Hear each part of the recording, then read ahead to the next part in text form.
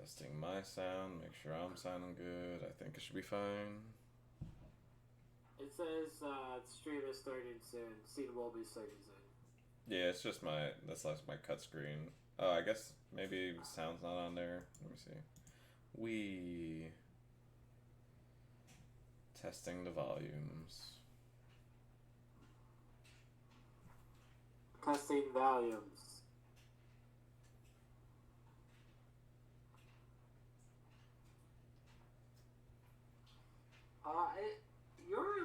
You're a little quiet on your end. I'm fine. I can make do, but you're a little quiet. And then that will be here. We're both a little weird, actually. I wonder if my mic is getting funky on me. Let's see. It's that thing of when, like, you use Bluetooth headphones and, like, you can hear through both of them, but it's, like, kind of weird. And, like, it kind of sounds like it's in the background, but it's not. I'm going to, Maybe it's my headphones? I don't need my other camera, so I might just disconnect that real quick and re-switch this.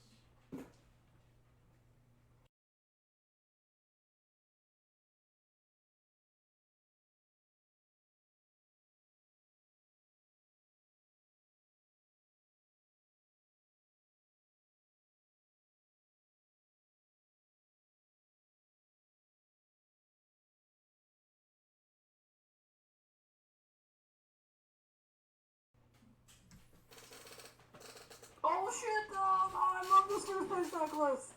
Okay, it should be plugged in I'm now. so happy! Yes. This deck list. Oh, it sounds great. Sounds great. Sounds better? Bro, is that... Oh, it's a Puffin-Mon, my guy! That is definitely what that is. I'm gonna keep my mic right up here. Just, like, in case. It should be fine.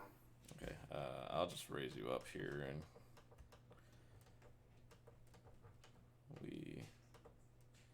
I'll deal with it. Alright, well then, I think we're good then. Alright, so... It is Monday, which means it is time for another episode of the Digital Daddies podcast. I am BBCJG, John Gomez.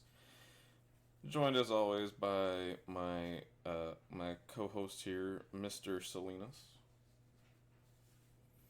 And today we get to do something that we've been pretty excited to do for a bit.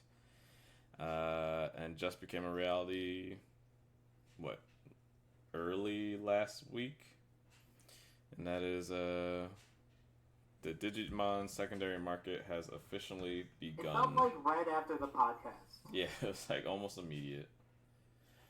But yeah, we have... Really quick, time out. I can't hear you through Discord. I can only hear you through Twitch. Oh, I believe that because Which is why my responses are like relatively lagged. Got it. Hold on. Well, let me make sure because it's because I literally just disconnected. So that should be voice.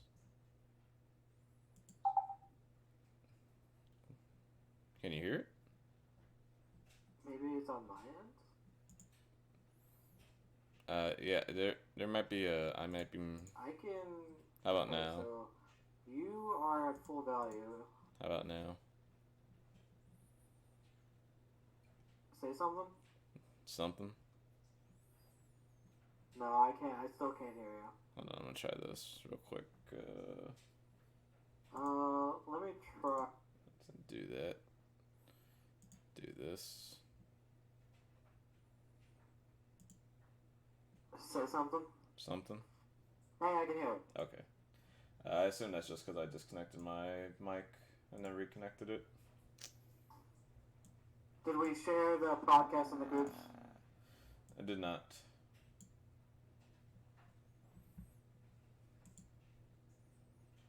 Again, I'm pretty low energy right now, but I'm here. We suffice. I'm gonna post really quick in the Washington one at the very least. Yeah. Let the homies know. Okay, if you just want to jump right back in with the intro. All right, Digital Daddies podcast. Every What's up, Monday night. everyone? Me and Mr. Salinas. We're excited today because we're finally going to talk about secondary markets. Something the game's been waiting for. TCGplayer had a stance basically before 1.0 released where they said they weren't going to allow singles to be listed until closer to the time of official release. Obviously, we still haven't hit official release, but the singles are now live. And obviously, no surprise that majority of the singles are dictated by PBG pricing. But we'll get into that and kind of what to expect from TCGplayer, at least until the set 1.0 actually drops and we have official release, and then what to expect down the road once supply kind of evens out. I think that's something that a lot of people are probably quick to get fearful of and worried about things. Prices are fluctuating, blah, blah, blah. Game isn't released, prices are still too high, yada, yada. But that's... The last thing new players want to see in any TCG is like already being priced out of stuff, so I get the fear. Yeah, but I think there's no need to worry. And I'm sure Mr. Salinas also believes that. But I would agree. Before we get there, we have another week of events. PPG running a 4-box weekend. They've managed to find an additional box, so now they can't even pretend like they bought back the 3. They just had another box.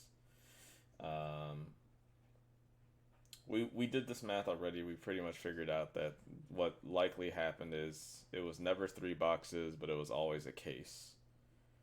And that they had access to a case and then kind of tried to feel out the interest for webcam events and things like that, so they kind of gradually did it. And again, that's great. Should have just told me the first time. Yes. If you were like, hey, we're going to do a 3-box, 3-box, 4-box tournaments concurrently, back to back to back, what do you guys think about that? I would have been like, yes. Yep. Every time I signed that up, sounds great. I signed up for all of but one of them. So, I think the events were needed. I think that we could have just avoided that first week headache of what happened. But that said, I'm very much excited because now it seems like they are out of product, at least of 1.0 until official release. So the next event we're getting is not for product at all. It's actually breaking Bandai policy and going straight to dollars. So not sure what the thought process or choices are there, but I'm also not complaining. So we'll actually just pull it up. The working theory that Gomez and I have discussed is that this is the compromise from Bandai that PPG just can't get product. So the compromise is, hey, until we get product, can we use cash? And I think Bandai, being the semi-reasonable company that they seem to be, relented. And we're like, yes, that's fine. And I also think that it would be a good thing for Bandai to see, because, like, if, let's say this tournament's, like, double the amount of people of, like, the 4-box tournament, that's gotta be a little eye-opening at the very least. Yeah, it's gonna be... Hey, more people are wanting to play the game when there's cash involved. Maybe we should consider that being, like, a thing that we do for bigger events. Yeah, I think this event's going to cap almost immediately. I signed up that day, and there were only 55 tickets available when I joined. I think there was the same for me, so that just may have been a floater number. I don't know if we just managed to sign up at the same time without actually communicating to each other that we signed up. I think I signed up shortly after you. Okay, so, well, potentially. Because I saw your name on there, because I was going to message you, and then I was like, oh, he's already signed up, so we're good. I don't know why it's so hard to find events now on Facebook. I just want to find the event. I should have sent. You should just be in our messenger, right? Yes, you sent me the event. You can show everyone that sweet Neopets starter decks that I found. Wow, spoiler! Can't just talk about that.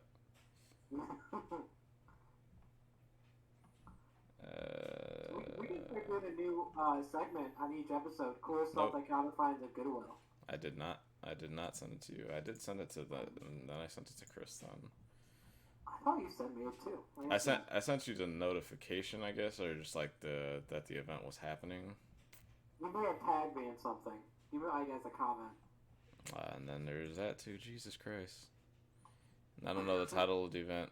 Whatever. Technical difficulties. It's a $2,200 event. I believe it breaks down 600 for first, 400 for second, 2-2. So that's 1,400, and then like 100, 50, 50, 50, 50, 50. Yeah, 50. I know 50 was the top 16 number for sure. So at minimum payout, if you make top cut, $50, $10 in. It's $10 nothing. Yep. I'll pay $10 to lose tournaments all the time. I've actively done it. Sunday. Yeah, and it's finally on a Sunday, so you get to play, and I don't have to go to work afterwards. So, yay. Obviously, before that event, we still have the H Gaming event that happens this week on Saturday, which I will be playing.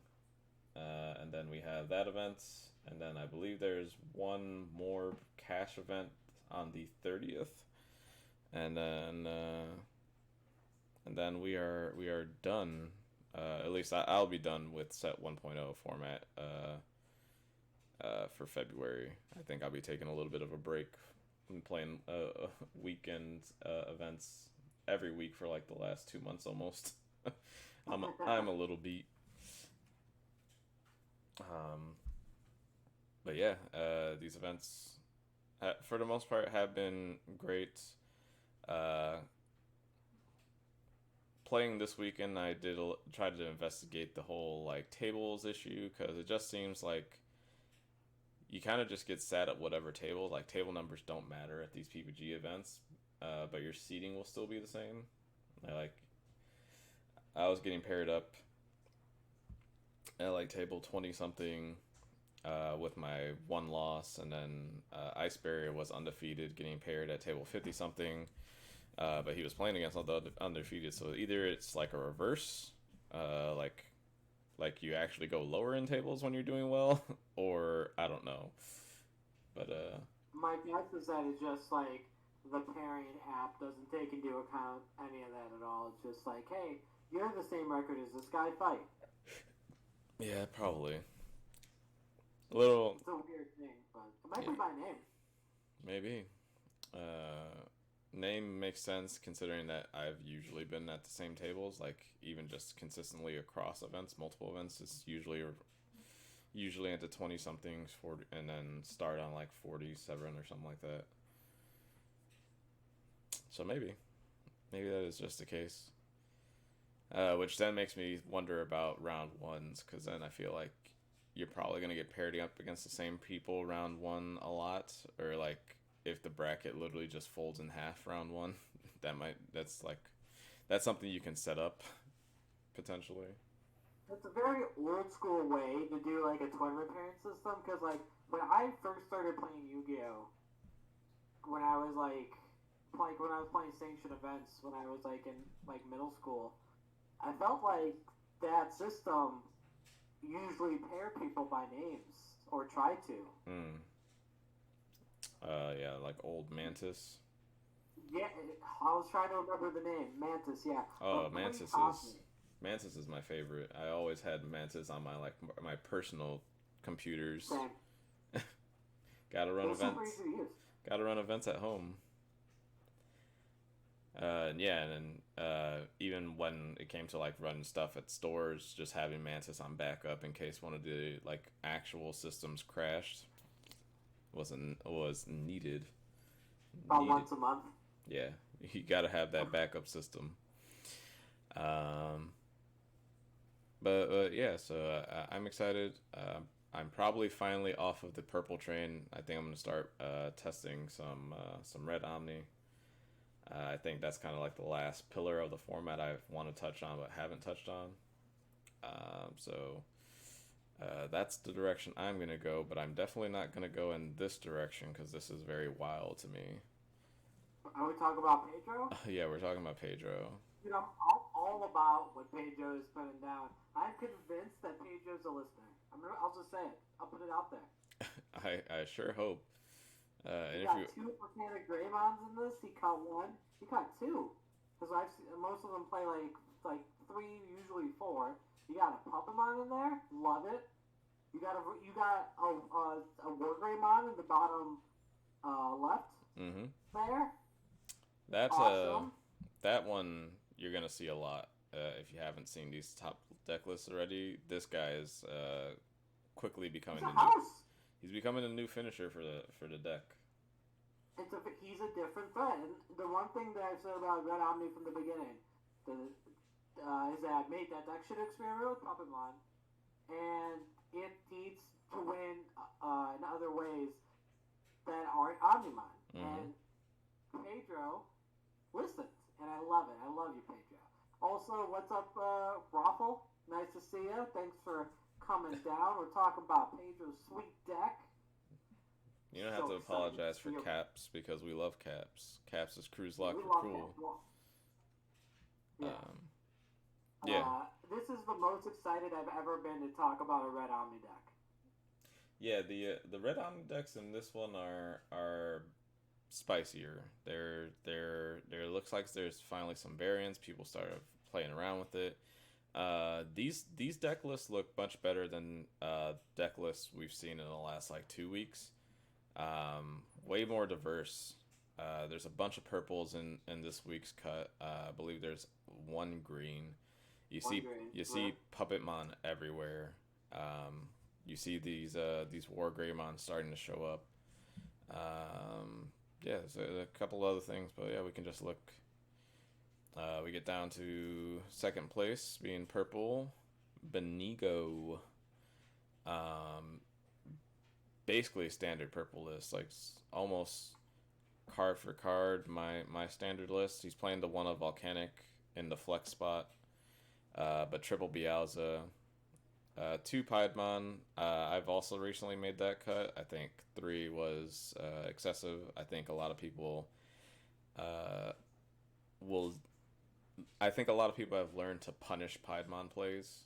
I don't think Piedmon's something you can get away with playing much anymore, unless your opponent's like super behind. But Chimeramon, Bialzamon, we see a second Myotismon, and that's probably a concession to try to make sure you can evolve Bialzamon and Lilithmon for your Millenniumons.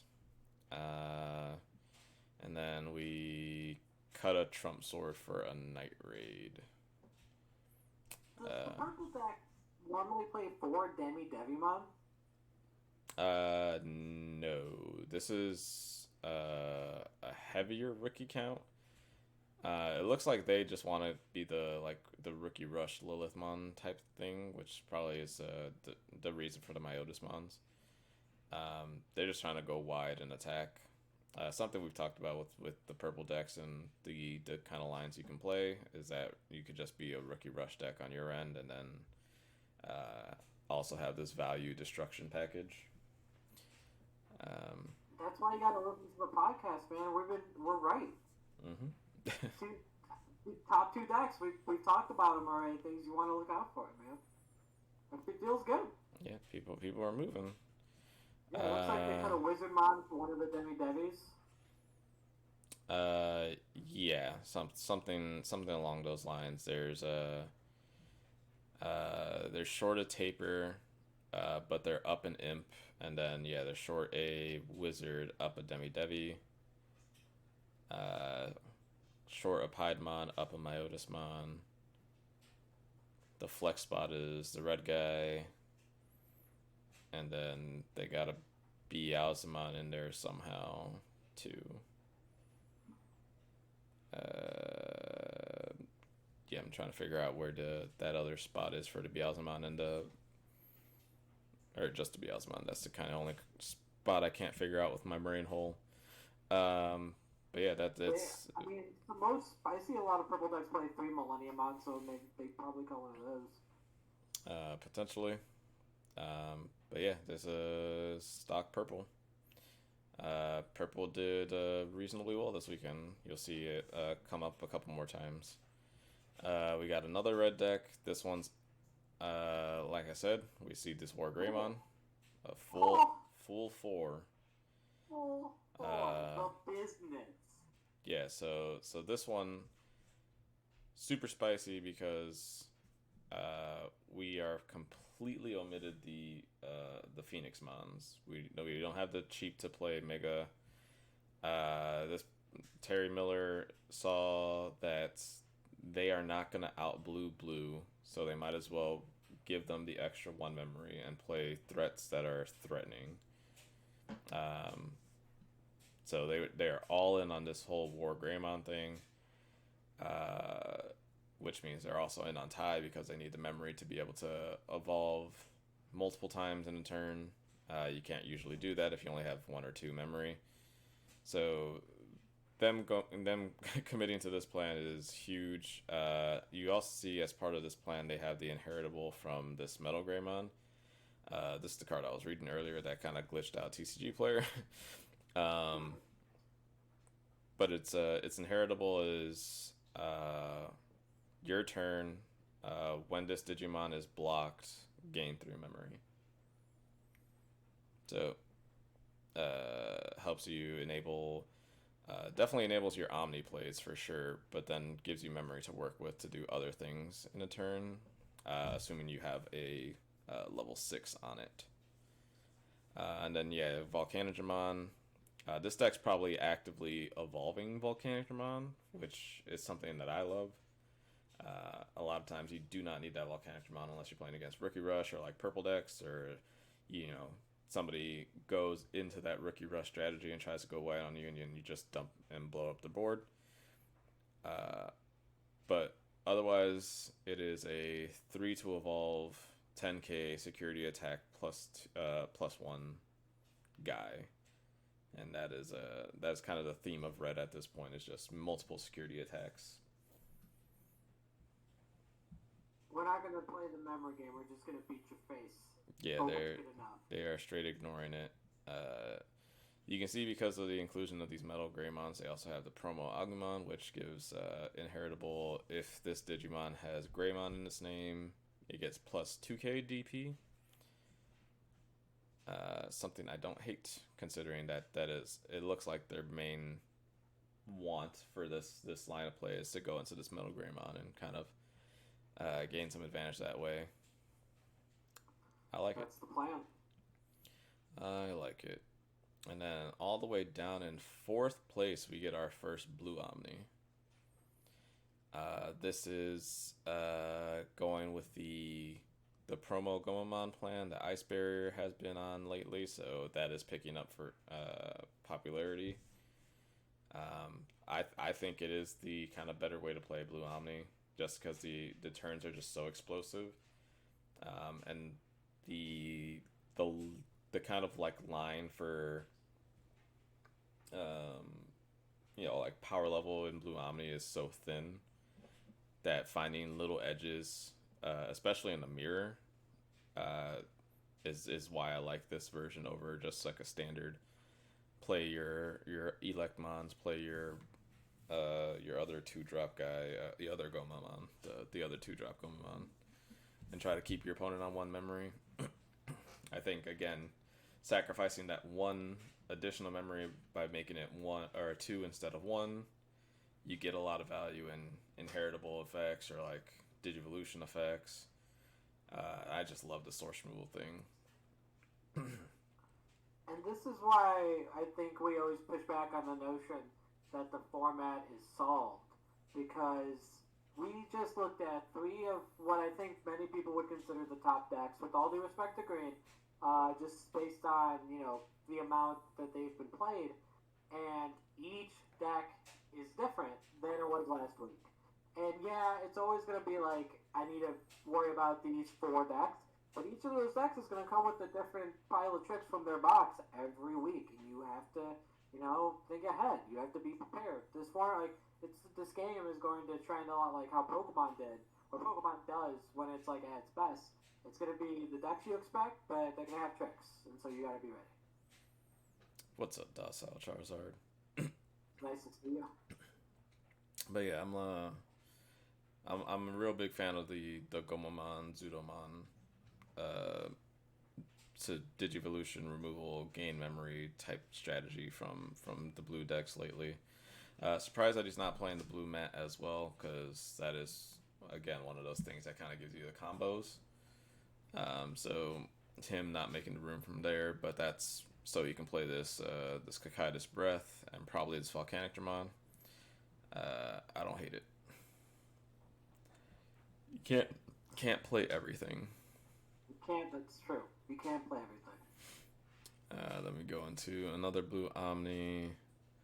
This one is just standard. Yep, card for Nothing card. crazy going on here. Card for card, normal things. 6, we get a third blue Omni, and it is almost the exact same, if not the exact same as the one before it. Again, another super standard list, nothing crazy here. And then you get one that's almost the same, except we have the promo where Garurumon. Also playing Leomon. Also playing Leomon, yep. This guy, something security attack. Or is this? Hold on, I wonder if that's just they just grabbed the wrong art for. Possibly. No, that no. Ultimate Green, that top 16. Yeah, I think there was. I don't think that number was correct. I'm pretty sure there was 3 or actually 4 purples. I think you might be thinking of last week's list. Well, stay tuned. We'll see in a second. Yeah, we'll check in a minute. Another red Omni. He beat me round 2 because Leomon hit the one Digimon needed to off my security to go off. Yeah, that happens. What's up, Ice Barrier? Ice Barrier in the house. So what we got? We got 8th place, another red Omni. And then again we see the War Greymon showing up here. This one's running the 4 Omnimons, which is rare for red especially. Usually you see that number around 3. Only playing 1 Volcanic Draymon. Yep, 1 Volcanic, and then 2 of these War Greymons. Same thing. Heard it here first, people. Play Rookie Rush next week. Play it. Thank me later. Yeah, do that. What do we got? Another blue guy. This guy's on a streak. He's topped, I think, every PVG event at this point. Manual Minion. Super standard, bunch of Zudomons. But yeah, just a normal list there. Levi Love, guy who got 2nd last week, and now in 10th place. And this almost card for card the same list we saw before. This feels more like a Lilith. Yeah, this feels like more like a Lilithmon list. Basically, if your plan is to Lilithmon, you want to have Darkness Claw in there because it's net 1 memory when you do it off of Lilithmon. Okay, that's fair. And then that also lets Lilithmon attack security easier because it'll be 14k. Only dies to Omnimons. Yep. Yeah, another kind of stock purple. He's got a 1 of Sukaimon, which I am completely fine with because of Grizzly Wings or Night Raids or whatever. Another blue Omni. Standard. Another red Omni. Pretty much standard at this point. I'm going to start calling this Wargreymon standard because it looks like every single copy of Red Omni has them. Zahir, winning the event last week, is now in 13th place. Also has topped every one of these events. Standard. Here we go. The third or fourth purple deck. They're done. This one has 2 flex spots. We have the Magnadramon that was the popular thing, probably on release, and then we have the. This is like a week 1 kind of deck. Yeah, but then we also have the Machinedramon, something that I messed around with for a bit because it is one of those tech spots that you can play that still lets you play Millenniumon, which is basically what you want. Yeah, hefty. I wonder how often he was able to drop this because I find more often than not purple gets left on one. Like it's, that's your career when you're playing these matchups is that you have to put purple to one memory. So sometimes it could just be hard to get that extra memory to drop something like this. But yeah, I want to know how many times this person was able to just go Machinedramon, Digivolve 2 things, pass, and then untap and Millenniumon something. And we have the return of Ricky Rush. Haven't seen Ricky Rush in the top cut in a bit. It's here.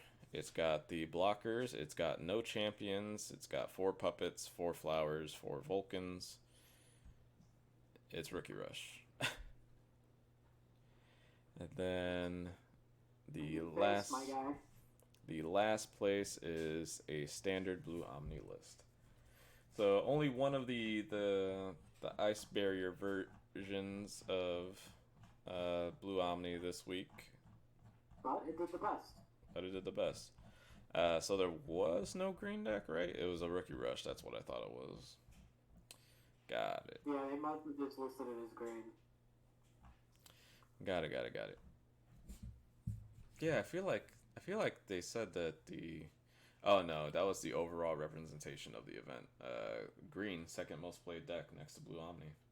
Blue Omni wasn't that big. Seeing all these purple makes me want to ask players their advice about the blue matchup. I feel the blue is just so hard for purple, but everyone keeps topping with purple. It really depends. Honestly, the thing that really helps in the blue-purple matchup is matte. You just want to you want to be able to play your cards, and you can't play your cards if you keep getting stuck on one. Matte, and then a large rookie count too. You can just hard play rookies and Night Raid against blue decks if they're trying to build up one safe Omnimon. You just go wide with a bunch of different names. Yeah. How do we feel about this top 16? I think this top 16 is way better than the ones that have been in the last couple weeks. I mean, I feel like this top 16 is just like a culmination of everything we've discussed, Like, we see Rookie Rush being represented after, not being here for so long. We see the guy who came in first playing Puppetmon, and we finally see Red Omnimon get that second threat that they've been needing for so long. We have the Ice Barrier blue decks that we talked about before, and we think that, the best version of that deck. We see purple still, hanging in there, showing why it deserves to be in the party. I like everything I've seen in this top 16. I think it's a great rep. Yeah, what do you think about how the yellow deck just kind of fell off after the one weekend? The thing that I'm not surprised by that, simply because the person who topped with those decks is True Champion Steven. And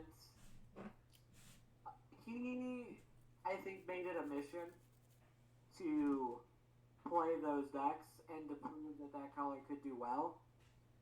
and I think he play tested probably to death.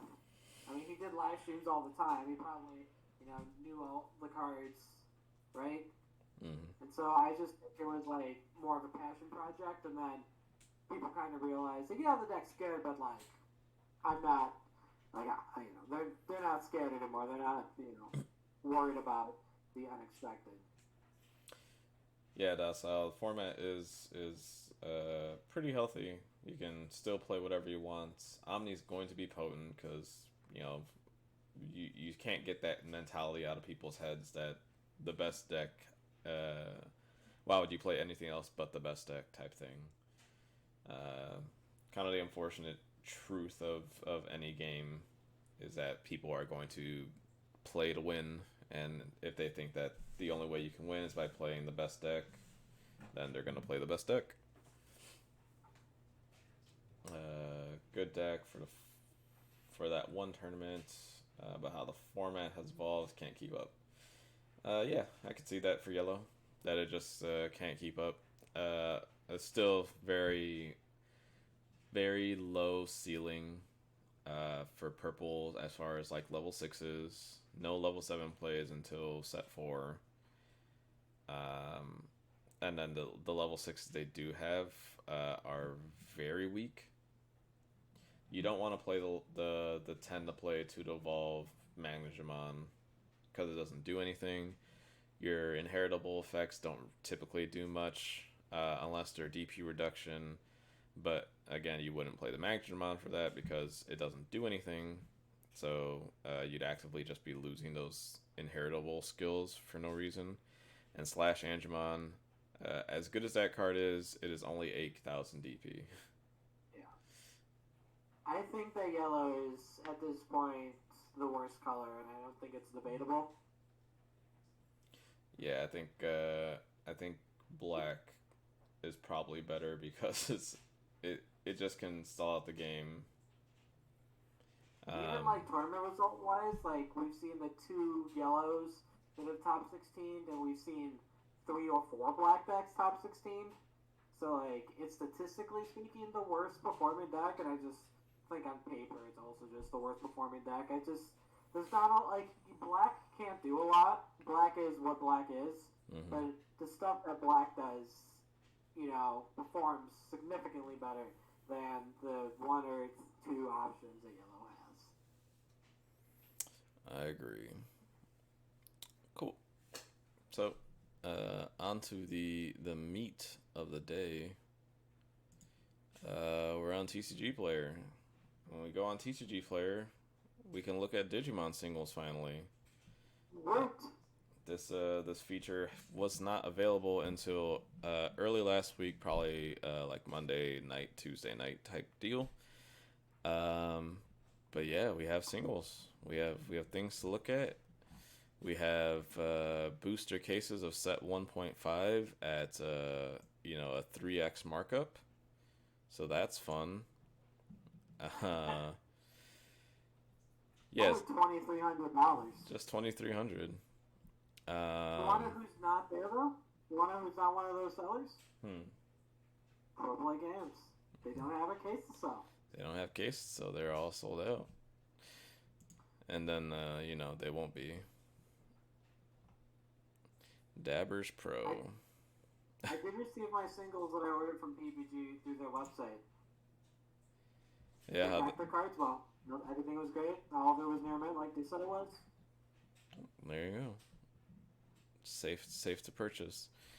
We have set 1.0 boosters that are still listed on here for the big ol' markup. $215, 6 available. That's the cheapest you can get from Vortex TCG, and it does come with your dash packs. That's something at least. Confirmed. At this point, MVP Sports and Games are in there twice. Was it? They're selling boxes for two. Go back to that listing. They're selling for $219 and for $229. So this one's listed as 2021 1.0 now in stock. Yeah, just two separate listings. Huh. Go figure. I wonder if that's just like a catch-all. So once these sell out, it's like it's automatically set the price to a new price, like what you would set a bot to do. But this is just like kind of the lazy man's out. That's one of those things. Like somebody comes up to your display case and be like, "Hey, you have this card listed for $5, but in that case it says $4." You're like, "Oh, you should buy the one that says $4 then." It could also be like a clever way to try to trick people who search for only images. Oh yeah, that's true. Just get them. Just get them. Docile. I think Bandai has made a mistake by publicly coming out with statements about product production. We are seeing cause and effect in secondary markets. I respectfully disagree. I think that we've seen in previous games, and I'll point out the one that affected me was with Versus, the remake of Versus, and they were too silent for too long, and by the time they said, "I'm sorry," it was too late, people were already gone. If you come out early and get ahead of it, like I think Bandai did, I think that while players might not be happy, and yes, there might be some cause and effect that we're seeing here, at the end of the day, long term, it's going to make sure that there's still faith in Bandai from the players. And I think from Bandai's perspective, that's the most important, especially with a new card game. Yeah, they're open communicating the entire time, every step of the way. They don't have to keep constantly giving us updates. I know that was a big thing people were kind of like spreading around this week was Bandai posting that allocation was short for all these things, and that starter decks are going to get pushed out like another week or two, but still coming out around 1.5 time. But like people were freaking out about that, and it's like, well, this is something they literally told us last month too. Like this isn't new information, but people are acting like it's new because they tweeted it this week instead of 2 weeks ago. I think people are just quick to point the finger and duck for cover, and this current iteration of TCGplayer kind of shows that to me. This is price gouge TCGplayer. This is the cards that are on here are the prices there are because they're the only listed prices. I can show you that by basically we click on this first one. We get Altar Omnimon. Pro Play Games, $180. Pro Play Games is the only listing. And they only have 2 copies. So they can list whatever. This could be whatever number they want it to be. It literally doesn't matter. Because they are the only listings. They'll probably only be the only listings for another 3 weeks. There is an interesting question that I have here when it comes to specifically Pro Play Games. Are they pricing the same from their website and on TCGplayer?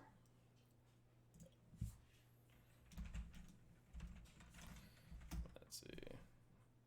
Obviously, you can tell I don't go to the website at all.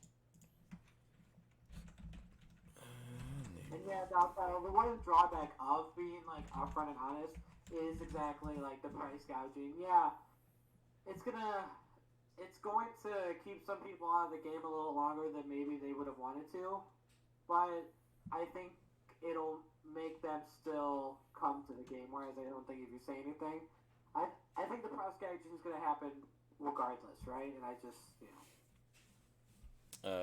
Pro Play Games website for Omnimon has it out of stock at $150. Interesting. Yeah. Though I do know the regular Omnimon price is the same. It is $60 on both. Okay. So it sounds like they just have a different allocation of singles, which makes sense to me. Yeah. Don't double post them. Don't double post. Unless you like bad feedback, then by all means. Yeah. But take it from us, don't double post your singles. No, 60 is a great price. Yeah, 60 is good.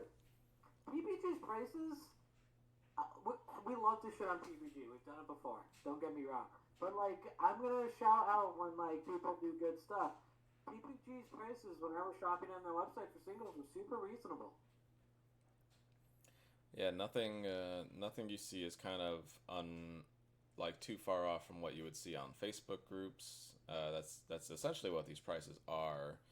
And then you can kind of see the price gouge on kind of hot commodity items. Like obviously this alternate art Omnimon is super special, so they're gonna juice it. Whereas on Facebook or something, you might find them for anywhere from 115 to like 150. 180 is a very high. Omnimon won't go under 70 on eBay. Don't buy your singles on eBay, people. eBay is a huge ripoff, at least in my experience when it comes to singles. Yeah, not I basically haven't used eBay since I learned about these type of things. But I won't buy them on eBay. Yeah, no, it's not. That's not it. There's just, and you get basically zero protection as well. It's not worth it. What do we get? We got Beelzemon, Lilithmon, Altarts, $90. That's pretty standard for both of these. Here we go. The Omnimons here at 60. Only people with Omnimons. The most expensive normal card in the game. Only people with them are Pro Play and Core TCG. Shocker. The two guesses I would have said. In Pro Play games, to the pro move of undercutting by a cent. I love it. I love doing that. Price is right. And that's kind of the trend you see for the super rares and alternate arts. It's either Pro Play game has the button, or somebody undercut Pro Play games by like a quarter and has the button on them. But then you get weird kind of corner cases where something like this, where this Metal Greymon, there's a $10 difference. And I wonder if that's just, oh, nope, actually, now that we actually click on it, you see updated prices. And that's why you should click on things, because where Pro Play games was $60, it is now 1 cent lower than the other person, Element Gaming. That must have happened within the last 20 minutes. Yeah, that has to be a fresh update. Nice fresh coat of paint. You've seen it happen live. I wonder if that happens with everything. If they just started chopping. Nah. This is a meta trend for sure. I think if you haven't seen that people are on this thing right now, you should probably be picking these up. But also the window might just be kind of over at this point, because once we get to February, this War Greymon just gets completely shafted by Blitz Greymon in 1.5. Oh yeah, absolutely. If you have them, sell them. Yeah, sell them to me. I need them. I need Altarts. And then we get to the most disgusting kind of part of this, and that's when we get to starter decks. Oh, and we got $60 starter decks. Yep, you're not gonna sell them, especially not now. That ship has sailed.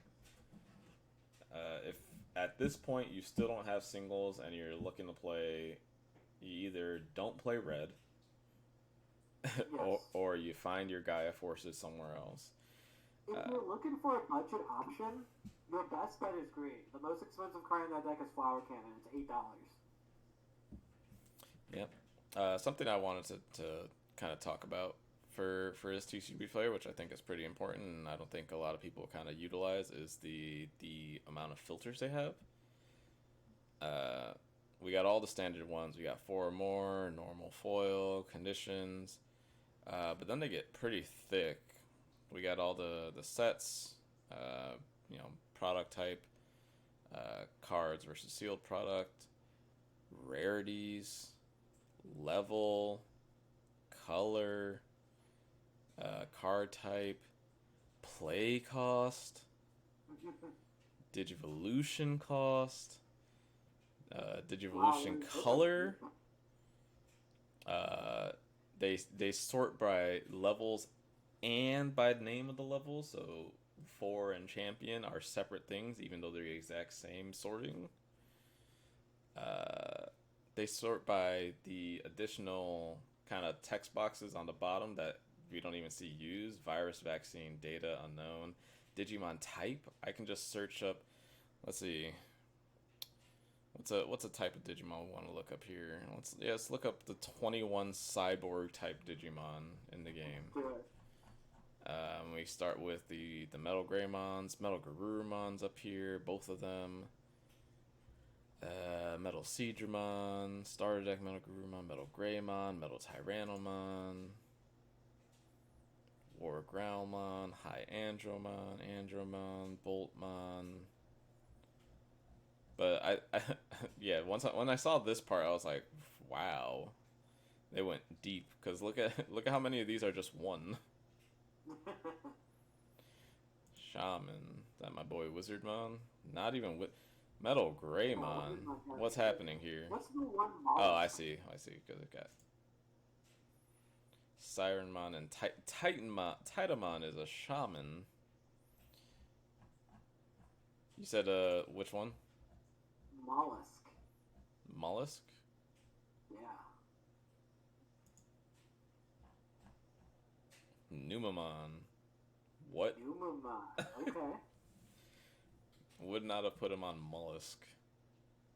I would have put him on like an ooze. Yeah, some slime. It could have literally just been poop. Like Digimon loves to throw that word around. Hey man, I'm all about a good poop. Yeah, so current advice for TCG player, ignore, for the most part you can ignore the pricing on alt arts and SRs. Definitely ignored sealed products. Sealed product is not where you want to know. Save you time for looking. Booster packs of 1.0 are listed at $10, so are 1.5s. You're not going to pay that much. You shouldn't pay that much, so don't pay that much. But what we can do with TCG Player right now, because we know the availability and blah blah blah, we can actually sort by rarity and look at the rarest and under, because these prices I believe are very reasonable for where they should be, kind of moving forward. Obviously, when release happens, we might see a little bit of a dip down, but then I think they'll kind of go back up and stabilize at the prices there are right now, to be honest. I'm curious to know the cheapest non-starter deck common. Cheapest non-starter common? I know it's like super obscure. I would assume it's Volcanic Draymon. Volcanic Dramon is uncommon. So price low to high. Metal Tyrannomon. Like $10. Metal Tyrannomon is a quarter. But it looks like a quarter is basically the bottom. Which yeah, it's for how much? Like $10.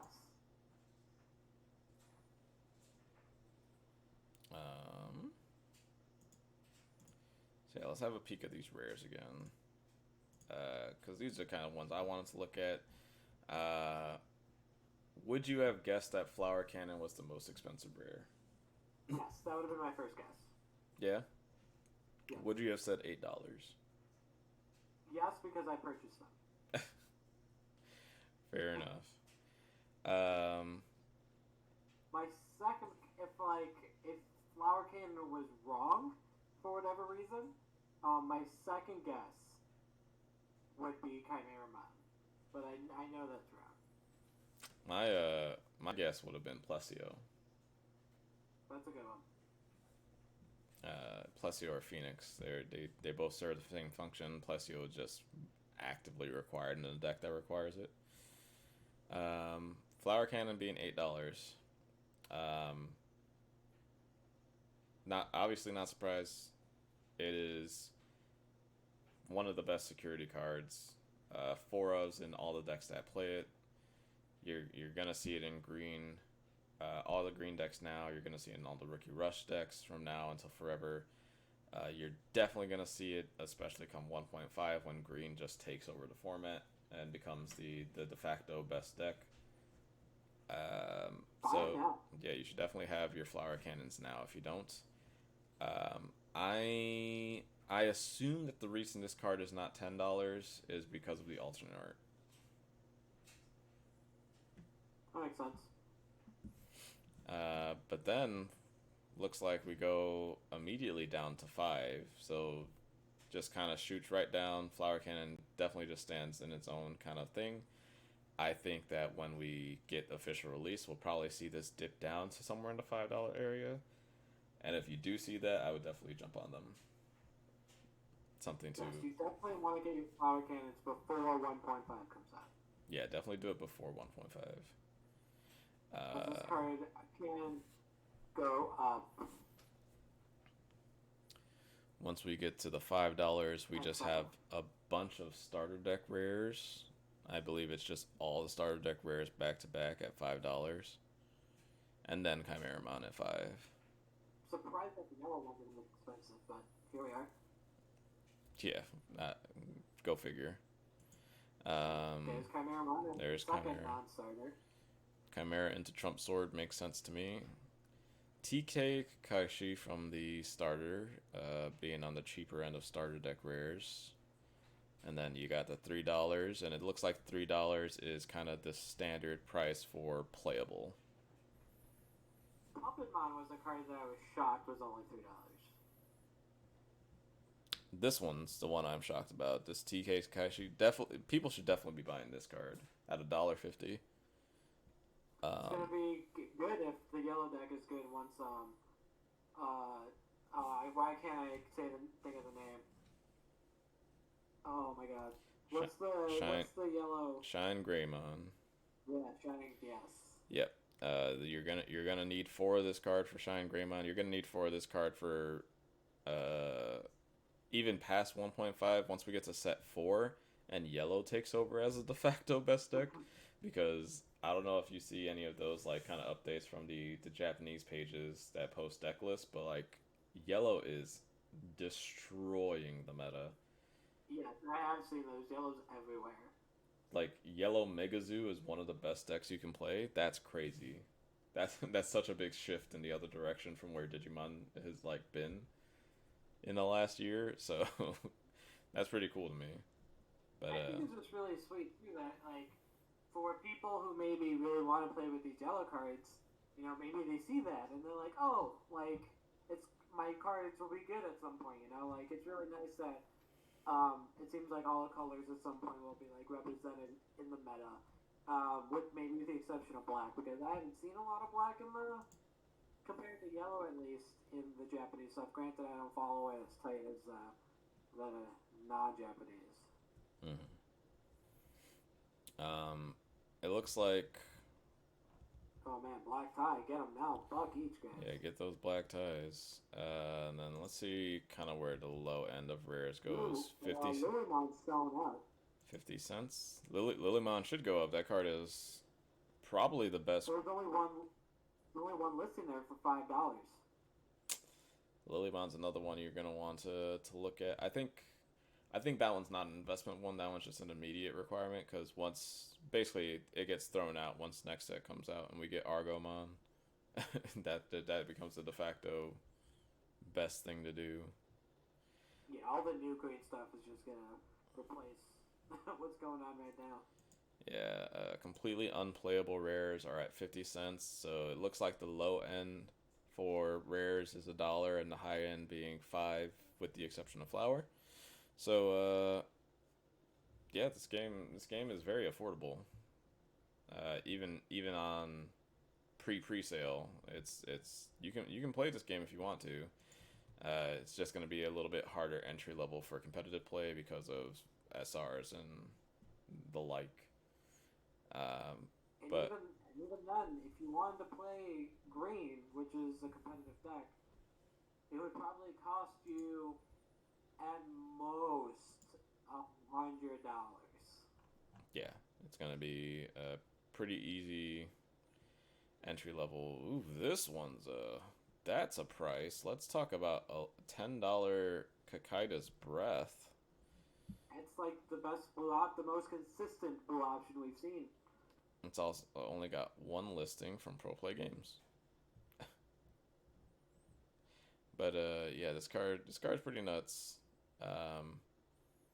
I can't justify a $10 price tag on it when you play like one, maybe two copies in any decks that play it.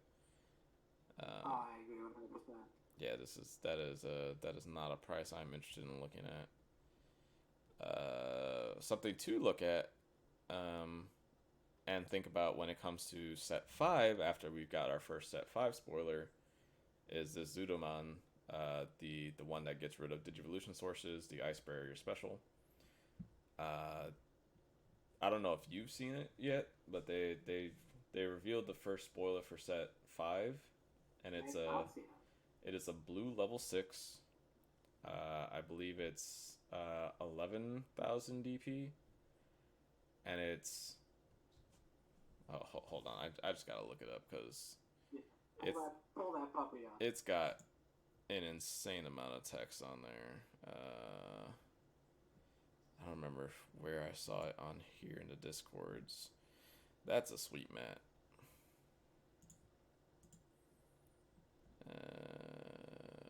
That is a sweet mat. Digimon set 5 spoiler.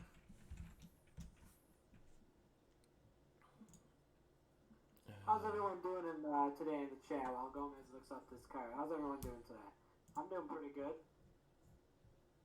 All right, I'm gonna do an unkosher thing, and I'm gonna actively look up the thing on YouTube because if nobody follows him, I think his content's not the best, but I like the way he talks. That's exactly how I felt when I was playing Pokemon, man. It's like I don't like the voice, and like it's super boring, but man, it's a lot of information. All right, so this guy is Hexablaumon. It is. That card is dope. This card, yeah, the card looks nuts. I believe it's a completely new Digimon. Hexablaumon. 11k, 12 to play, 3 to evolve, level 6. When attacking, trash 2 Digivolution cards from the bottom of one of your opponent's Digimon. Then, if your opponent has a Digimon with no Digivolution sources, this Digimon gains jamming. So 11k jamming. Then we get to the... Yeah, oh, did you read the bottom text? This card is disgusting. Both players' turn. All of your opponent's Digimon with no Digivolution sources cannot attack or block. For those who don't play Magic the Gathering, there's a very annoying card called Moat. And it reads that the only creatures that can attack are creatures with flying. And it basically just completely stalls out the game until you basically, whatever your slow control finisher is. This is that, but you're beating their face in while you're doing it. When we look at standard rookie rush deck lists now, they can't out this card. Period. They just can't. They get their one attack with whoever has the Upamon under it, and then that's it. They would have to start playing like Terra Clusters. Yeah. They'd have to play Terra Clusters. They'd have to play Terra Clusters off of flower cannoning. This is not... This card is not okay. I love it. I think it's great. I think this is an insane first spoiler. Like, if this is the card they decide to start with,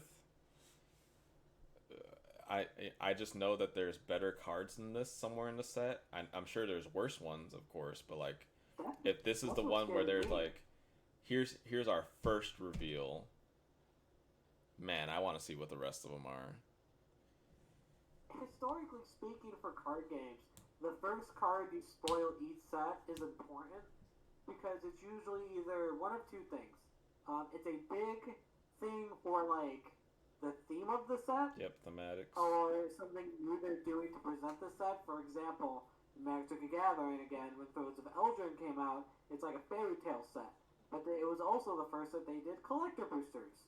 And so the first set, they took a popular fairy tale, in this case was Goldilocks, and they showed us said Goldilocks card in the new collector, form rarity, so it set the precedent. And so it's usually something like that, or it's a card that's just like very good. I think this card is very good. Yeah, I think this card's insane. I can only imagine it has an alt art, and I can't wait to see what that one looks like. Yeah, God, I love everything about this card. I think 11,000 DP is probably the perfect number. Yep. I would bet that this is probably like the weakest DP card of the set too. Yeah, I feel like we're gonna start seeing the power curve in DP for at every level. Basically, starting with this set, I think we're gonna start seeing 11K kind of be the balancing act for these level 6s, where I think now we're gonna start getting bigger effect Digimon with 12K. We might start seeing 13K supers, things of that nature. But I love this guy. This guy is bonkers. Shout out to Wasi Plays.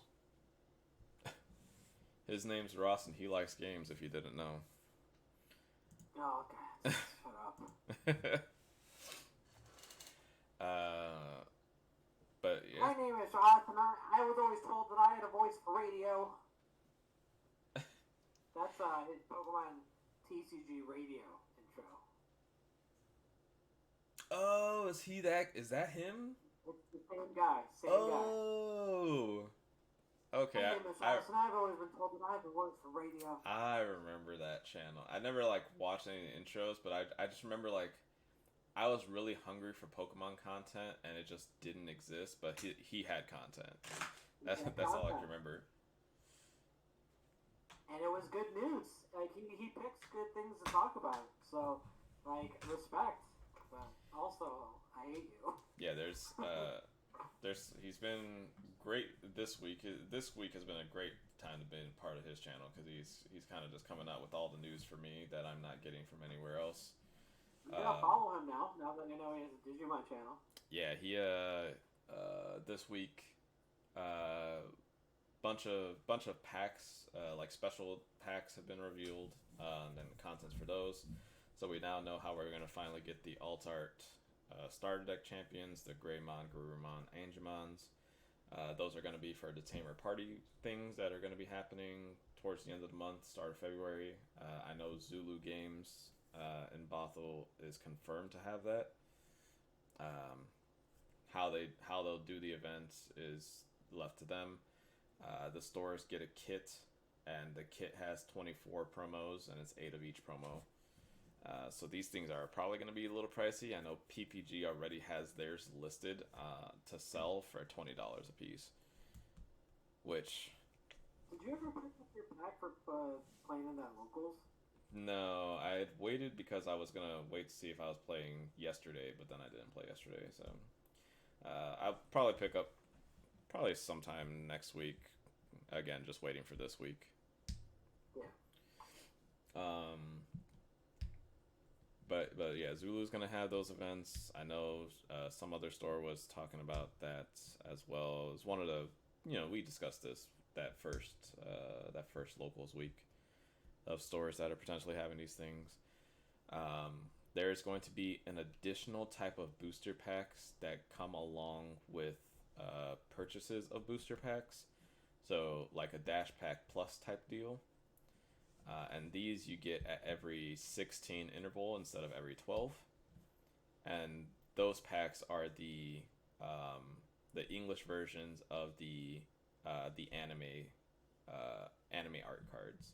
So the cards that aren't just like a hand-drawn new Digimon, it's like a still from the show or one of the movies or something like that.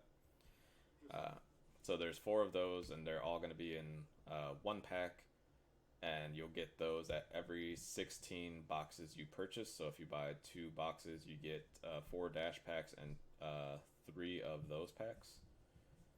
So pretty good value.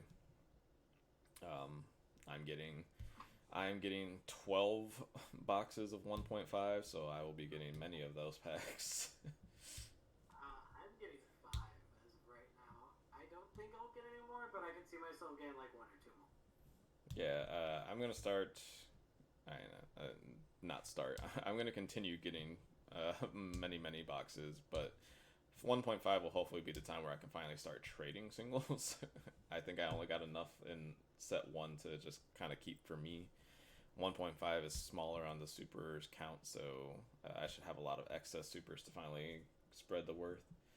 A lot of green today's Geek2 tournaments. Yeah, I'm gonna check out Geek2 next week. I remembered about it today, but it was like 4:05 when I remembered, and the event starts at 4, so I missed that window. But Connor, if you haven't seen that Geek2, they have like a weekly event, and the event's kind of stacked when you look at the people that are playing it. A lot of the top 16 PPG guys are in there.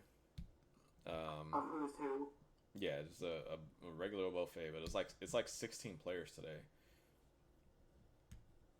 I'll take a look. Yeah. Gyroshan plays. Friend of the channel.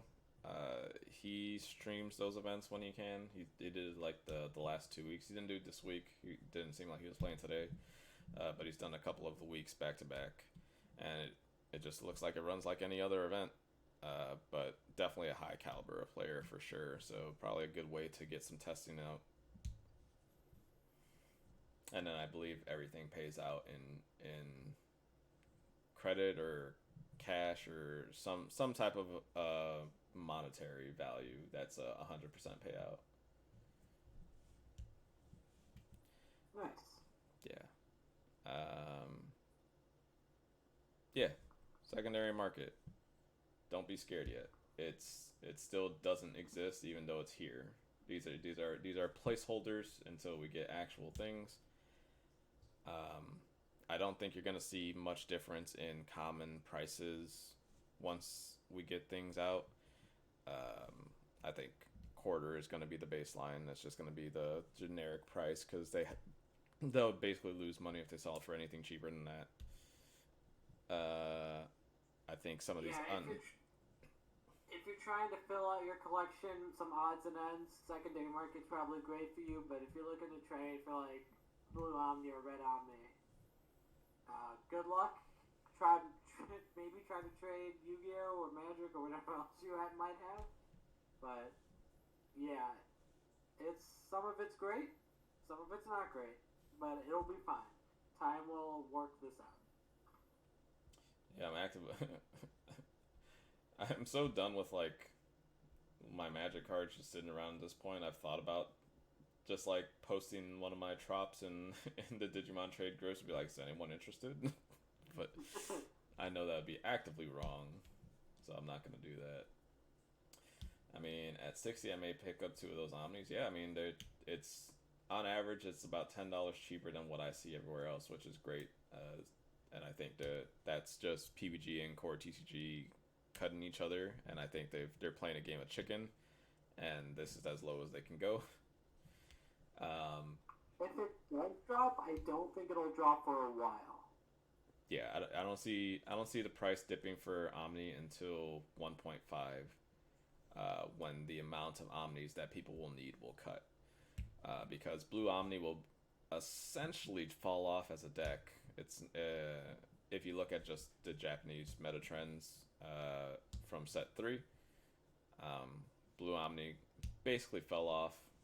If you're playing Omni, you're playing Red Omni, and if you're playing Red Omni, you're not playing 4 of Omnimon. You're playing like a 2-2 split of Omnimon and Omnimon Ultra S. So the Omnimons are going to become more available just because people will stop playing them. And then when that happens, I see that card going to about $50. but I really don't see it going lower than that. I think you'll be able to get it lower than that, but that's more of like you putting in the work for it. Question for you guys: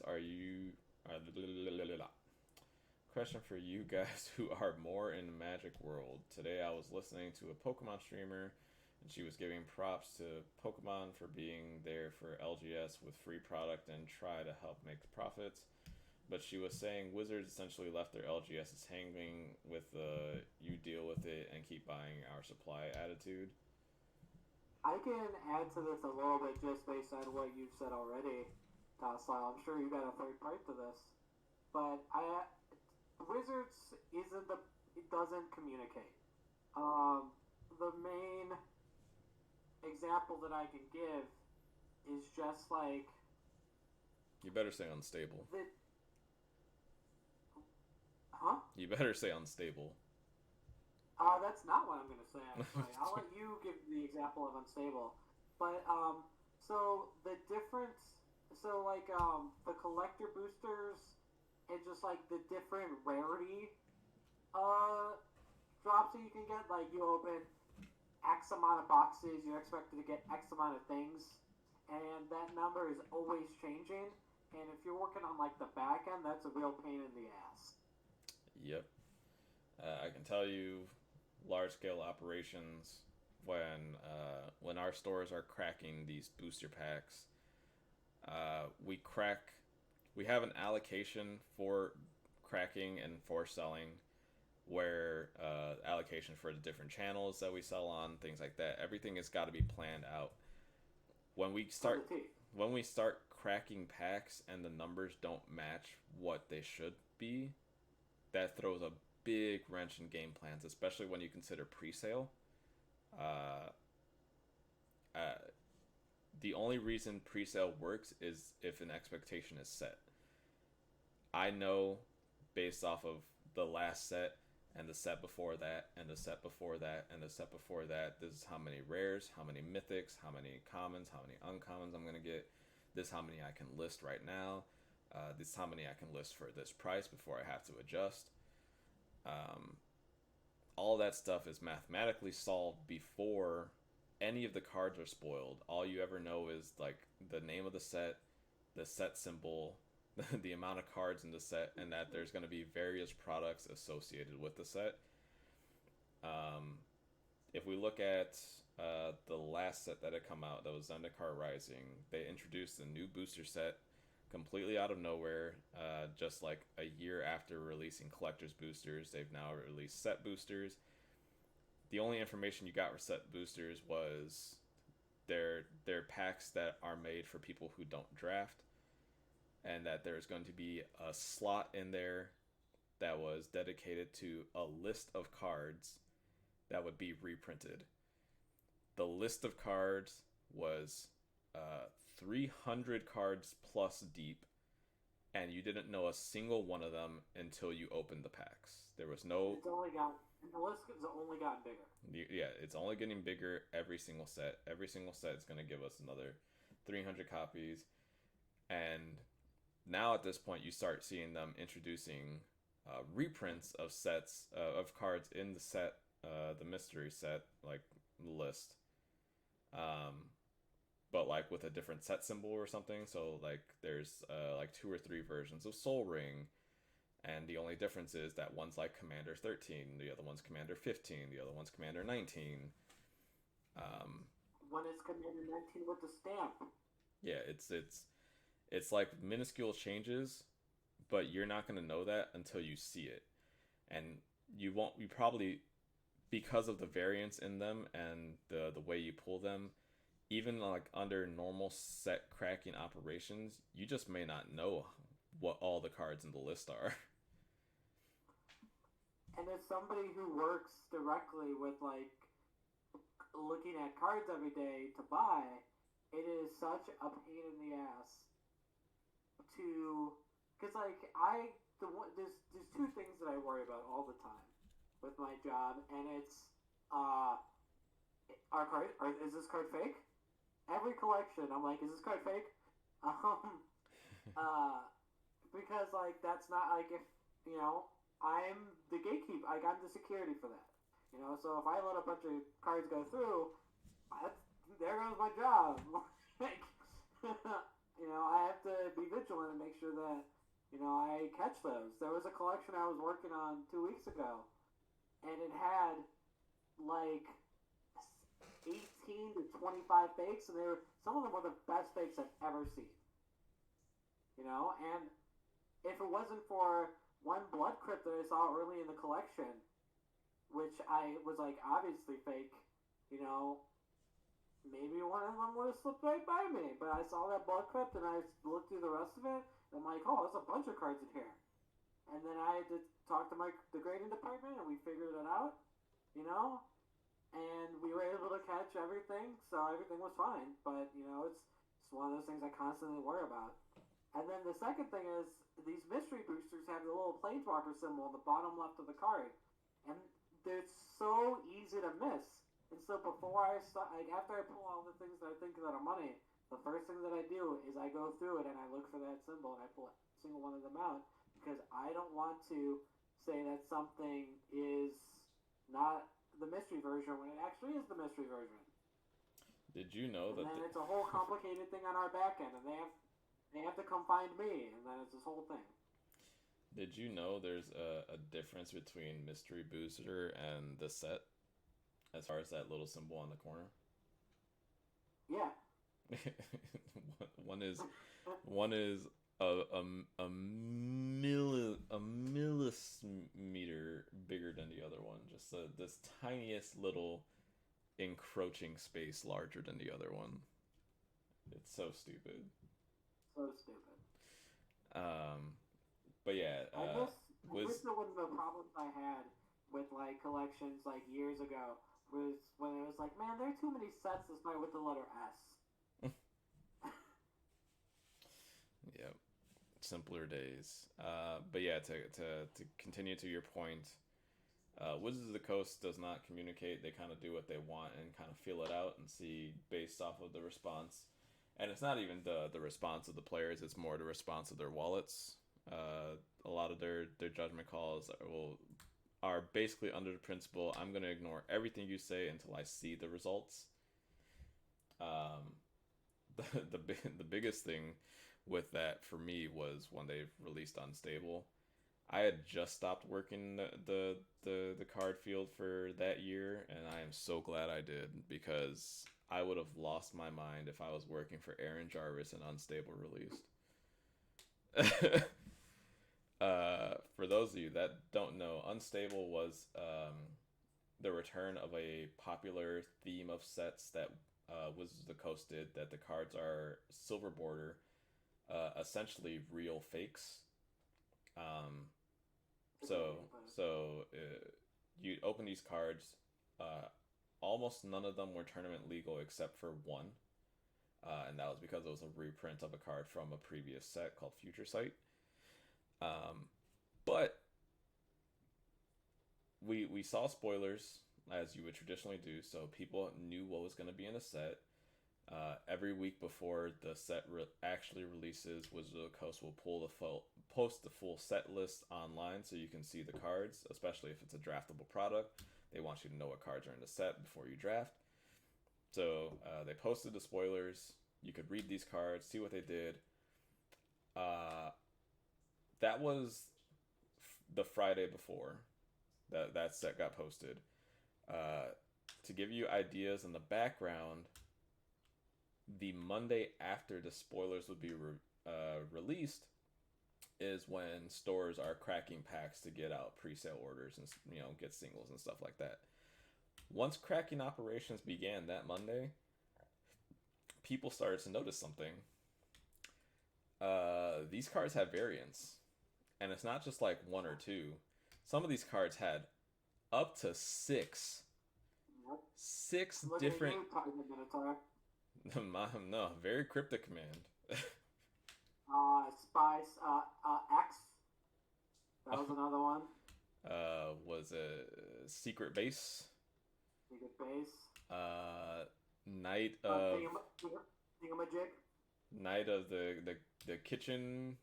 Night of the kitchen sink. Yep, Night in the kitchen sink. a mess. Just so now we got into scenarios where the week you're supposed to be sending people their orders, their pre-sale things that they bought a month ago, because they were spoiled on some content creator's channel. We now have to see that, yeah, the numbers match up. We got the correct numbers when we opened these things, but there's 6 different versions of them. So now we didn't get the correct number. Now we got the correct number split 6 ways, and now we have to figure out which one is the one people want. Yeah. So yeah. I'm so happy that I was not working at an LGS during that time. I was just doing vending at that time, or I was actually I was in the business at all during that time. That was because Unstable Weekend was when I like met the people at Good Games to start doing shows for them. So yeah, when I saw that, I was like, oh, that must be a nightmare. I was almost done with my time in Iowa at that point. So yeah, I had been out of the game for a little bit, and thank God, because good Lord, I would have hated my life if I had to work in that type of system, and I can't imagine the stress people went under at that time. I just cannot. So yeah, Wizards of the Coast not communicating, not surprised. Wizards of the Coast is the company that screams the loudest that they care for their LGSs, but they do the least for them. It's probably the most hypocritical thing that Wizards does is talk about how important the LGSs are to them, and then everything that they've done for the last 3 years is mind-boggling. You know, when it comes to like the health of the LGS system. Yeah, Wizards of the Coast likes to denounce the secondary market, probably more than most companies outside of like Konami. But like, so where Konami likes to denounce the secondary market, but acknowledge that they know about cards by rarity upshifting, where they're like, okay, people are talking about this, so we need to make it a secret now. Konami or Wizards of the Coast likes to denounce secondary market by creating the secondary market in secret layers. Yeah. I was gonna say, I'm like, you about to talk about secret layers? Yeah. Secret Layer is a great product. It's essentially like a loot box, but it comes directly from Wizards of the Coast, and almost every single time they print it is guaranteed value. If right here I have the Walking Dead Secret Layers just kind of hanging out right next to me. Don't open. You should always buy them. They're always worth it. Says don't open, so that's exactly what I'm gonna do. That's the one you show? Fuck off. Come on, it's right there. It's right there next to me. For reference, anybody that doesn't know, these things on release usually cost about anywhere between $30 to $50-ish ranges, and it takes a little while for you to receive it. It's kind of like doing the premium Bandai orders that they had. So it takes like anywhere from a month to 3 months for you to receive the thing. But basically, once you receive it, it already has an inflated like interest rate attached to it. I paid 30 or 35 each for my Secret Layer things, and by the time I received them, they were already $70. Yeah. Yeah, it's a absurd product. And you want to know what's the stupidest thing about Secret Layers? You can take the box, you can open it up, you can take the cards out, you can put the box back in, and you can reseal it. Hell yeah. And they haven't fixed it. No need. Secondary market doesn't exist. You buy them to open them, right? Yeah. Docile, yeah, I can see that, but here's the thing about the thing that I like about the Pokemon Company and Konami is that they're consistent, right? For Pokemon, I know what to expect product-wise throughout the year. for Konami, I know what to expect product-wise throughout the year. I know there's going to be a Gold Series, right? I know there's going to be a Dual Devastator type thing. I know there's going to be like 2 good structure decks throughout the year. A tin. Tins. With Pokemon, I know there's going to be a shitty starter deck for every set. I know there's going to be a really good, like, expanded type thing that's like X versus X. Like Rayquaza versus Jirachi, I think is like the most recent example. And it's usually going to be a new card in that set. Like a Karen that's like going to matter and going to make people want to buy it. It's going to be some like cool set like Shining Legends Pokemon's going to release every year. With Wizards, it's like roll the fucking dice, see what we roll. Like, I don't know. It's like, let's see, it depends on how they feel when they wake up in the morning. It's like, oh hey, by the way, surprise secret layer today. And then you have some instances where it's like, hey, 90 days from now, Bob Ross secret layer, get ready. We're going to talk about it every week on our social media. We hope you're excited. Oh hey, here's a forest, get hype. Only 7 more weeks. Like, you know, I don't, like, with Wizards, I just can't tell anymore what the fuck they're gonna do. And so I just kind of just, like, I'm a surfer on the waves with Wizards, man. Like, I don't keep track of it really anymore. It's like, oh, that's what's going, that's happening? Cool. Okay, cool. Sweet.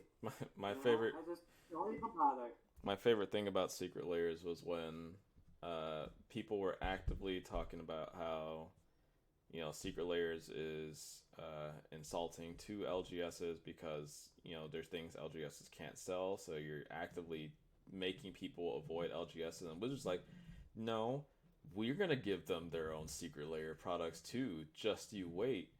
And then they give them the Fetch Land one, and you're like, see? Your LGS can sell you Secret Layers too.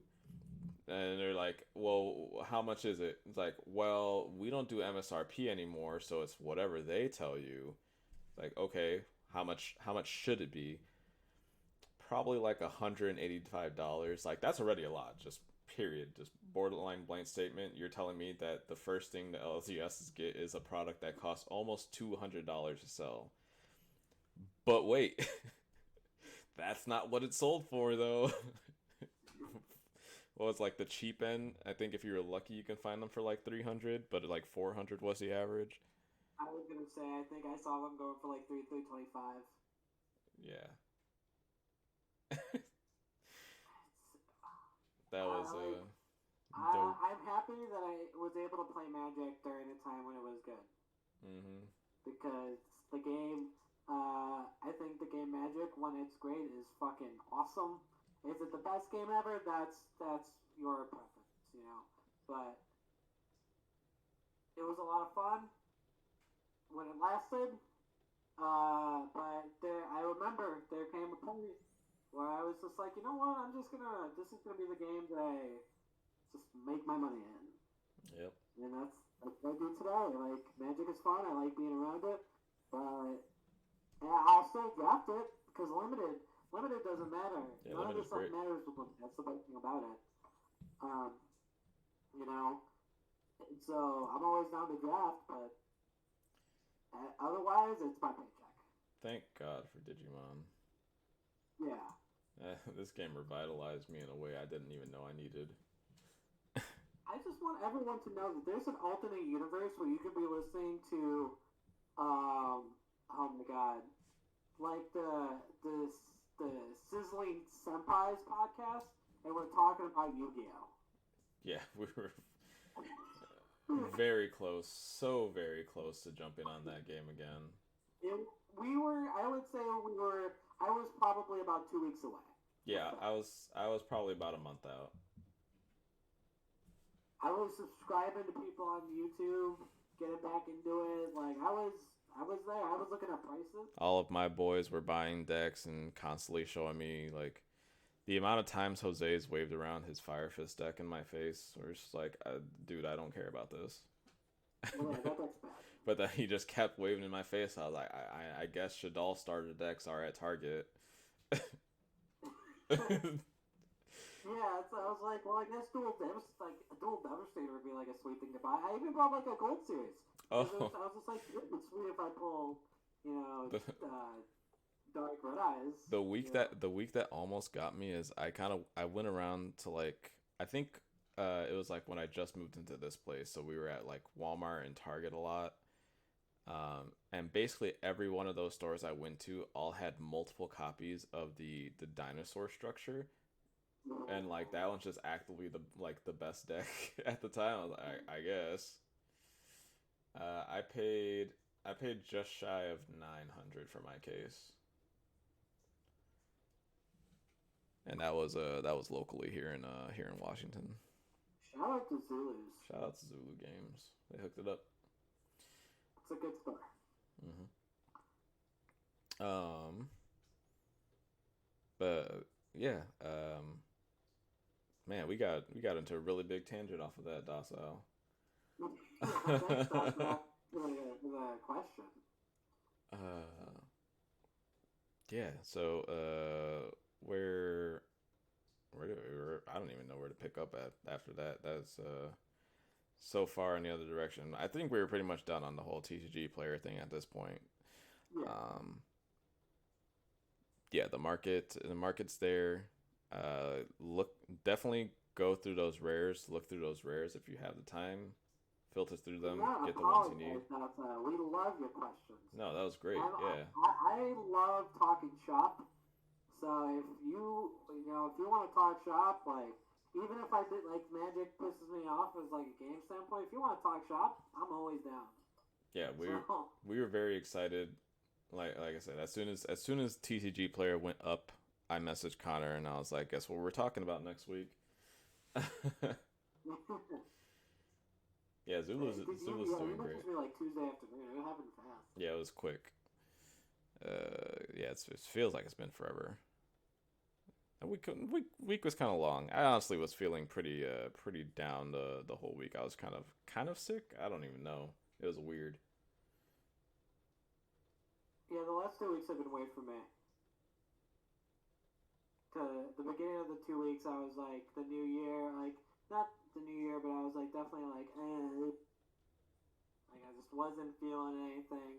And then I started going to Goodwills again, buying and selling stuff, and now my batteries are going. Oh yeah, why don't we just get on that? I think we're done with the traditional part of the podcast for the most part. I don't know if you have any comments that you want to just kind of add in there. I think we pretty much covered all the Digimon stuff for this week. Yeah, cool. Digimon's great as always. Singles are gonna start coming, so keep an eye on it. Uh, Hopefully we'll start to see market trends. You can see on all the things right now. Basically, there's no market price available, so we don't have. There's not enough data to be able to say anything like that. Plus, everything is basically pro play games and or bust on these things. But once more people start getting singles up here, I'm excited to be able to do the things I used to do as far as like buying and selling and researching and specking and stuff. I can't wait to Digimon spec. That's gonna be sick. Yeah, that's gonna be hot. Um, Do we want to do a new segment on this show? Stuff that Connor's found at a Goodwill. yeah, let's go for it. Here, let me blow you up real quick. Zoom. So, for those who don't know, so I work at Cry Kingdom. We've talked about this. We talked about it today. I would consider that my right now job. I like it there. I like, working with the people. I like working in the industry, right? But what I want to do down the line is I would like to buy and sell stuff. That's what I've always done since, I've gotten into this business. And so I want to have my own brick and mortar one day where I just have like, it's basically a resale store, but it's like nerd culture. Just like you've seen stores like this all over the country. In Seattle, there's a store called Al's Music and Games. In Chicago, there's a chain called The Exchange. Yep. It's just they have a bunch of sweet stuff. You go in and like, man, look at all the sweet stuff from my childhood. Yeah, cat that breath, $10. It's ridiculous. But I would love to have a store like that. And so to start that process, you need to buy and sell shit on eBay. Like you just need to get the ball rolling. You need to build up some credibility. You need to make money. I have a new Instagram for this, by the way.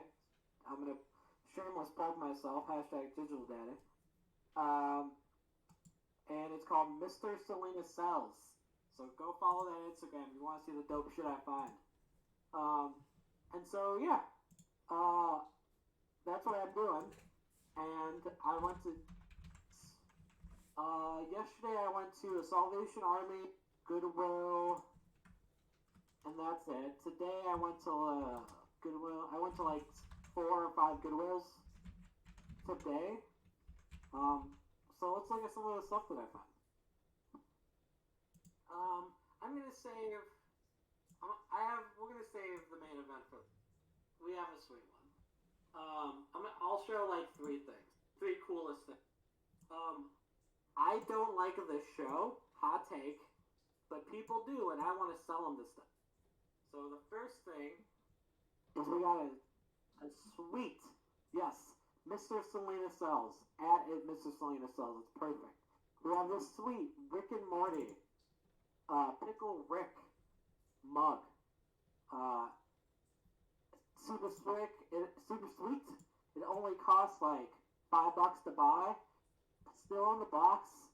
Not broken, not chipped. I expect to sell this for about $20 to $25 plus shipping. I think I should be able to sell it pretty easily and put it on eBay tonight. By the way, if you want anything that I'm going to show right now, find me on Facebook, Connor Salinas. Follow me on Instagram and shoot me a message. Because I usually post stuff early and then either the next day or later that day, post it up. So we got this. This is going to be sweet. Should be an easy sell.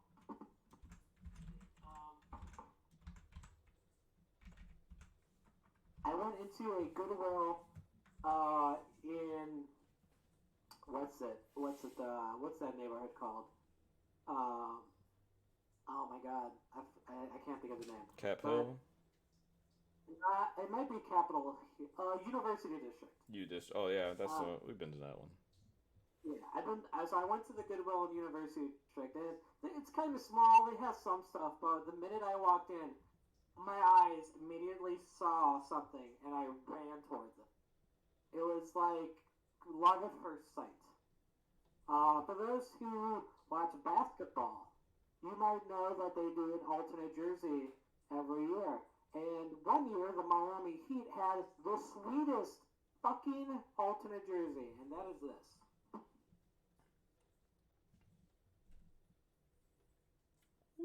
This is the Miami Vice Heat alternate jersey. And the sweetest part about it, it's D-Way, baby. So, I got this for about, let's see.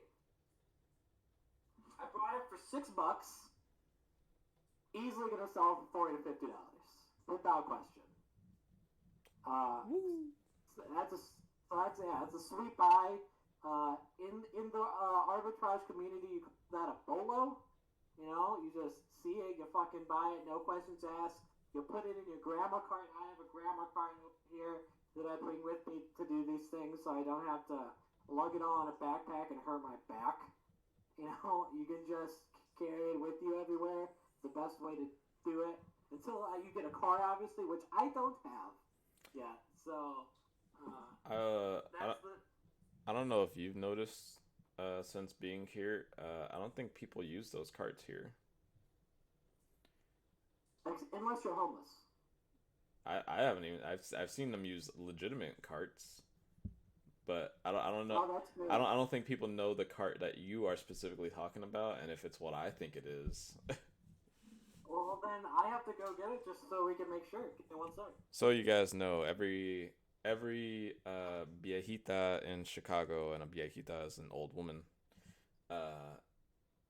All of them will do their groceries using one of these, and they don't have a car, So what they do is they will put all of their groceries inside of one of these square boys over here. Connor's got a fancy one. He's got like compartments and shit. That's a little advanced. That's high tech. This is the grandma cart. It is sick. It's got a little basket. It's the best version of a grandma cart in my opinion.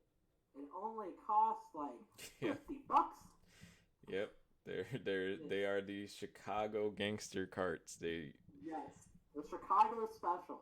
If you need to do groceries and you don't have one of these, if you need to do laundry and you don't have one of these, oh boy. Yeah, that's basically what I do, Dessa. I'll go from store to store. If you want, I can tell you something right now that you make money on at your local Target. Every Target has a Jurassic Park section for some reason, and every Jurassic Park section has masks that you can put on. I don't have one right now because I've sold them all. It's the brown, specifically the brown, because there's a green and brown. The brown Velociraptor mask. You buy it at Target for $13. You sell it for $35. Free shipping, no questions asked on eBay every single time. There's gonna be people who want to like, hey, how's 27? And it's like, no, bro, I'm gonna sell it 2 hours from now at $35. Thank you very much. Okay, I'm gonna take off my headphones really quick. Go put the grammar card can stay. It's decor now. It's decor now. So yeah, if you ever want to talk arbitrage, talk to me. I'm always learning. The things that I'm like kind of realizing is that I'm becoming like a shot glass guy and like a Disney guy. There's a lot of Disney and a lot of shot glass Seattle area, so that's what I'm doing. Is that a thumper mug? It's a thumper mug, and it's authentic Disney too. Hell yeah! I found this sweet mug that I already sold. This honey. Oh yeah, mug. I saw that. I was gonna comment that one's fucking dope. Yeah, and as I'm talking, because I didn't know who Thumper was, so I sent somebody like my Disney expert a message. Shout out to Noah. I sent him a message. I'm like, who is this? And he's like, Thumper. And I'm like, cool. Hey, by the way, I know you like Disney. If you want me to look for something, let me know. He's like, anything Winnie the Pooh. He sends me that as I'm holding a Winnie the Pooh mug. It was perfect timing. Wow. Incredible. Yes. Sometimes you just get there. But we have the main event. Now, I'm not going to resell the thing that I'm about to show you. Because, I believe we talked about this in episode 2, but we have a lot of card games that we could play for you guys. I'm going to give a little tease. I may have purchased a few dead card games that Gomez and I can play. I'm looking at 3. Oh, I also found the one that I was talking about when we discussed that. It's actually right here somewhere. And so, while at this Goodwill, I found a 4. And I wasn't even trying to look for it. It saw me. And I didn't find just one 2-player starter. I found 2 2-player starters. My people, we found Neopets, my guys. Neopet starters. The version system is sweet. Docile, I am gonna make you cry. I'm gonna show you a minute. Neopet starters. And here's the crazy thing. You're probably like, oh yeah, those are fine, but they're not sealed, right? They're, like, whatever. My guys. They opened the booster pack it came with, but they didn't open the starters. So everything is here. I counted up the booster pack cards. The booster pack is open, but all 8 cards from the booster packs are in it. And so we have 2 2-player starters for Neopets. Gomez, if you want to show up. You're not showing it off here? You cut off a second. Okay, so, there was a card game I was talking about not too long back. One of the people at Card Kingdom heard I liked obscure card games, and he hit me with a doozy. check my things real quick. Alright, so I'm just gonna do this real quick. I'm gonna blow myself up so people can see this. Because it is different. Blow myself up, move me above everybody. Yeah. Okay. Connor goes away for a bit. Up and you're still below me. Oh yeah, whatever. I still got your title belt in the kitchen, by the way. I don't know if you want that back at some point, but I only want it back if I win it back. So no.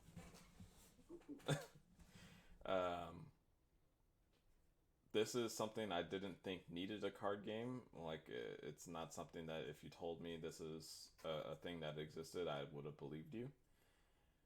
This is a card game called Dixie. And if you can read that, it is the American Civil War trading card game. What?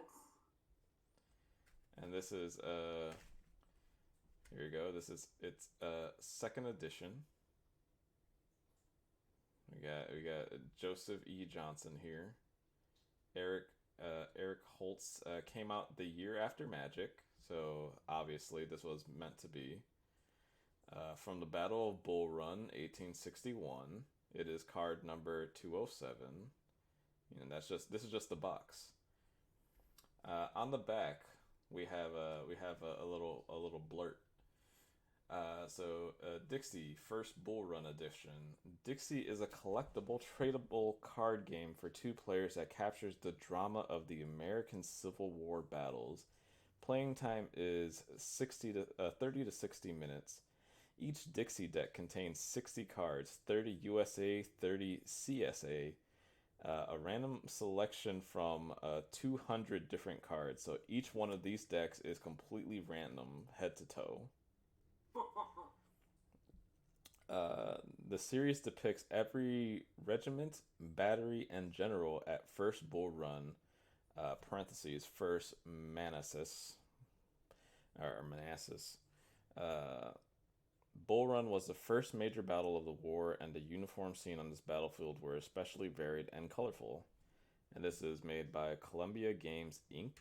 and Blaine, Washington. Oh, not too far from me. Almost right there. And then it has a note 4. 6-sided dice are not included and required to play. Let me bust this bad boy open. We got 4th Michigan here. At some point I did read these, so I could tell you what they did, but couldn't tell you what they did now. But I'll read them over. And yeah, it's just a bunch of Civil War guys. Wow. That is insane. Let's see. Oh, we got a weapon here. There's a cannon. James rifle. We got some locations. We got a stone bridge.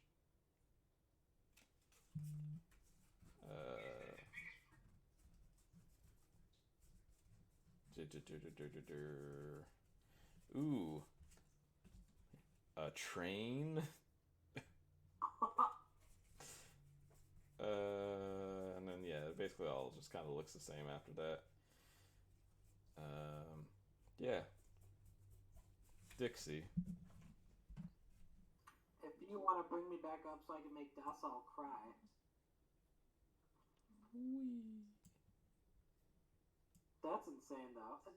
I don't know why you would make a game like that, because you should know that game's not gonna. I don't know, man, but here we are. I own it. I mean, I want to play it. Don't get me wrong. Docile. One of my things was a bundle. I'm not gonna say what else what the other item was, because I would like to play it on a stream at one point. But this for me was just kind of a throw-in. I got the first ever versus starter deck, the Batman starter deck to be exact. Still sealed.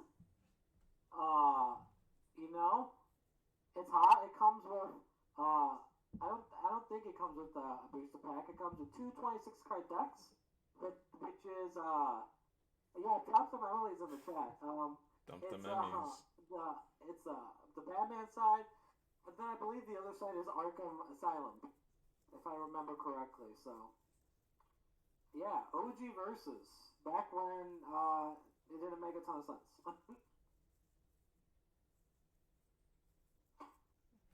I think I tried to read like old like upper deck coverage of a versus event, and I obviously didn't understand shit about it. What is it? What's that site? The Wayback Machine. Yes, it's called the Wayback Machine.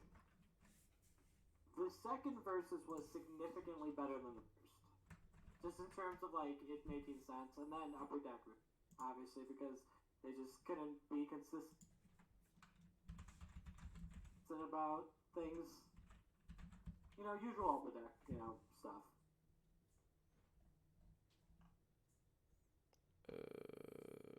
This is a mess. How do you navigate this? I'm a fan of the first versus Del Cell 2. Is the first game I ever got local, so I played the first one. I was in.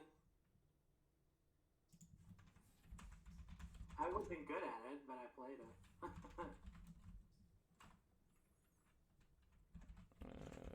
Let's see. Trying to see if I can find. While you look for that, I'll show off some other stuff that I randomly have set up. Here we go. I got a Nintendo DS Lite. Still works perfectly fine. Only costs $20. They sell for about 50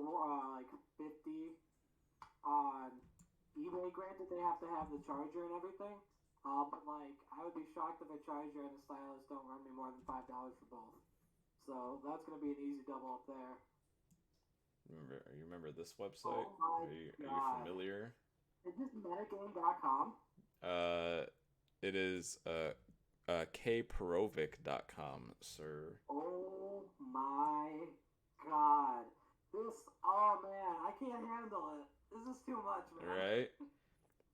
There's a Ryan Spicer, Cesar Gonzalez. Yeah, these is the old UGs. All of these events right here are all 100% Teledad or Chaos Sworn or whatever. This was Chicago. I remember when it switched from metagame.com to the Yu-Gi-Oh website, man. Oh my god. Adam Korn. Cesar Gonzalez. Cesar Gonzalez was the best. He topped every single event. He was a monster for a long time. Fun fact: I won a YouTube contest on his channel once, but he never did the video for it. I'm very disappointed in him for that. I was a part of if anyone remembers Underworld 6667. Mm-hmm. They did a contest, the next big YouTuber contest. I was in that contest. Nice. I was disqualified because I uploaded a video, and it uploaded as 2 minutes and 1 second, and the barrier was 2 minutes, and I got disqualified. Bomb. Yeah. The guy was talking shit, too. He was like, yeah, you guys should have listened. And I wanted to be like, motherfucker, I sent you a direct asking. But that's besides the point. Ridiculous. I know. Look at that. That kid was wearing a hentai hoodie before it was cool. This was Seattle. It's YCS Seattle. Who's up here? Austin Coleman, Adam Korn, Shane Scurry. Yeah, get some flashbacks here. Go on this website. My goal is to one day go through the coverage here and find the one feature match that's literally 6 lines of text, and it's they summoned magical scientists and played Last Will and got their catapult turtle and the game ended.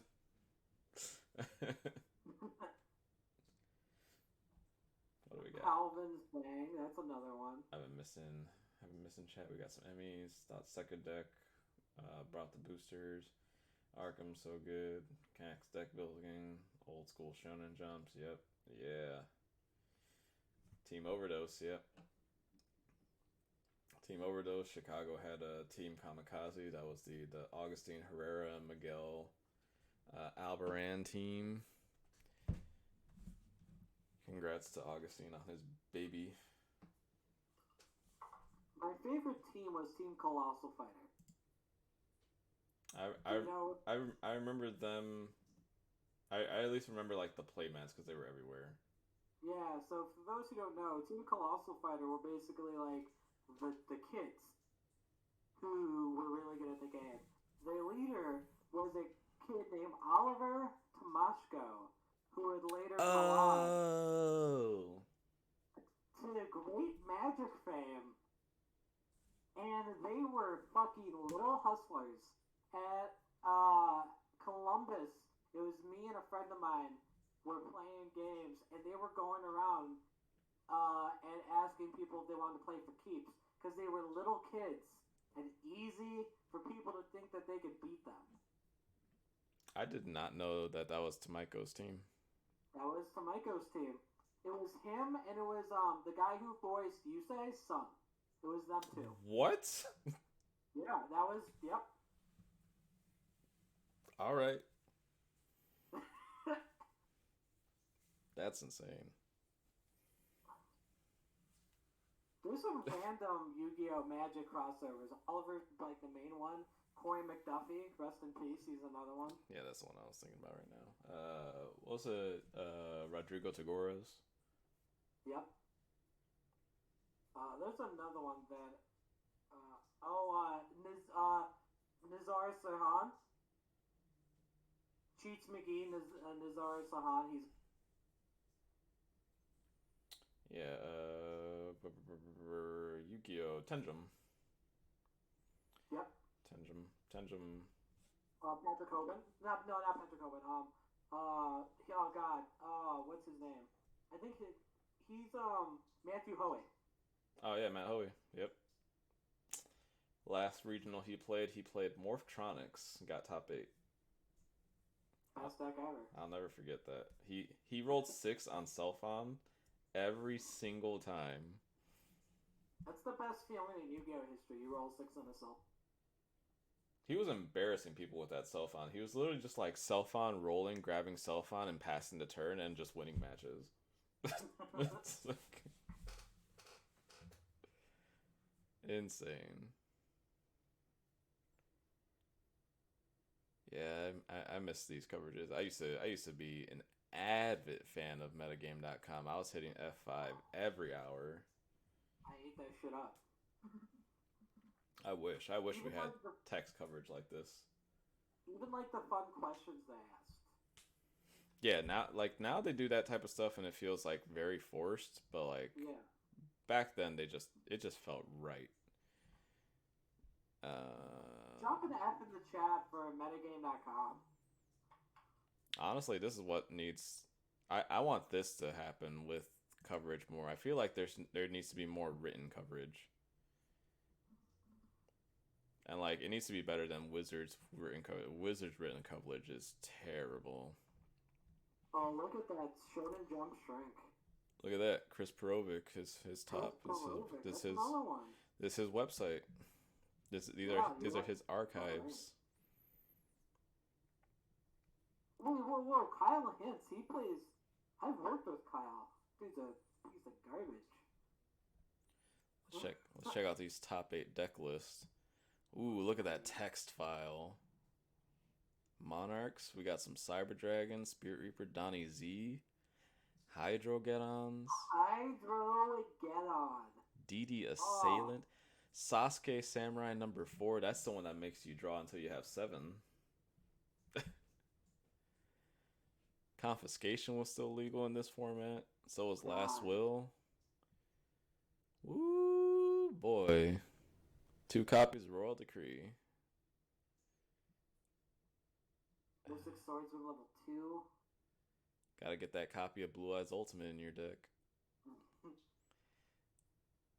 This is just this one. This is the type of deck I like. This the Apprentice Magician deck. I love Apprentice Magician. It's so good.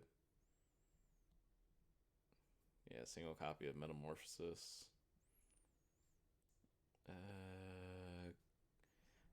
Nice side deck. Gold Wu Lord of Dark World. Big brain plays.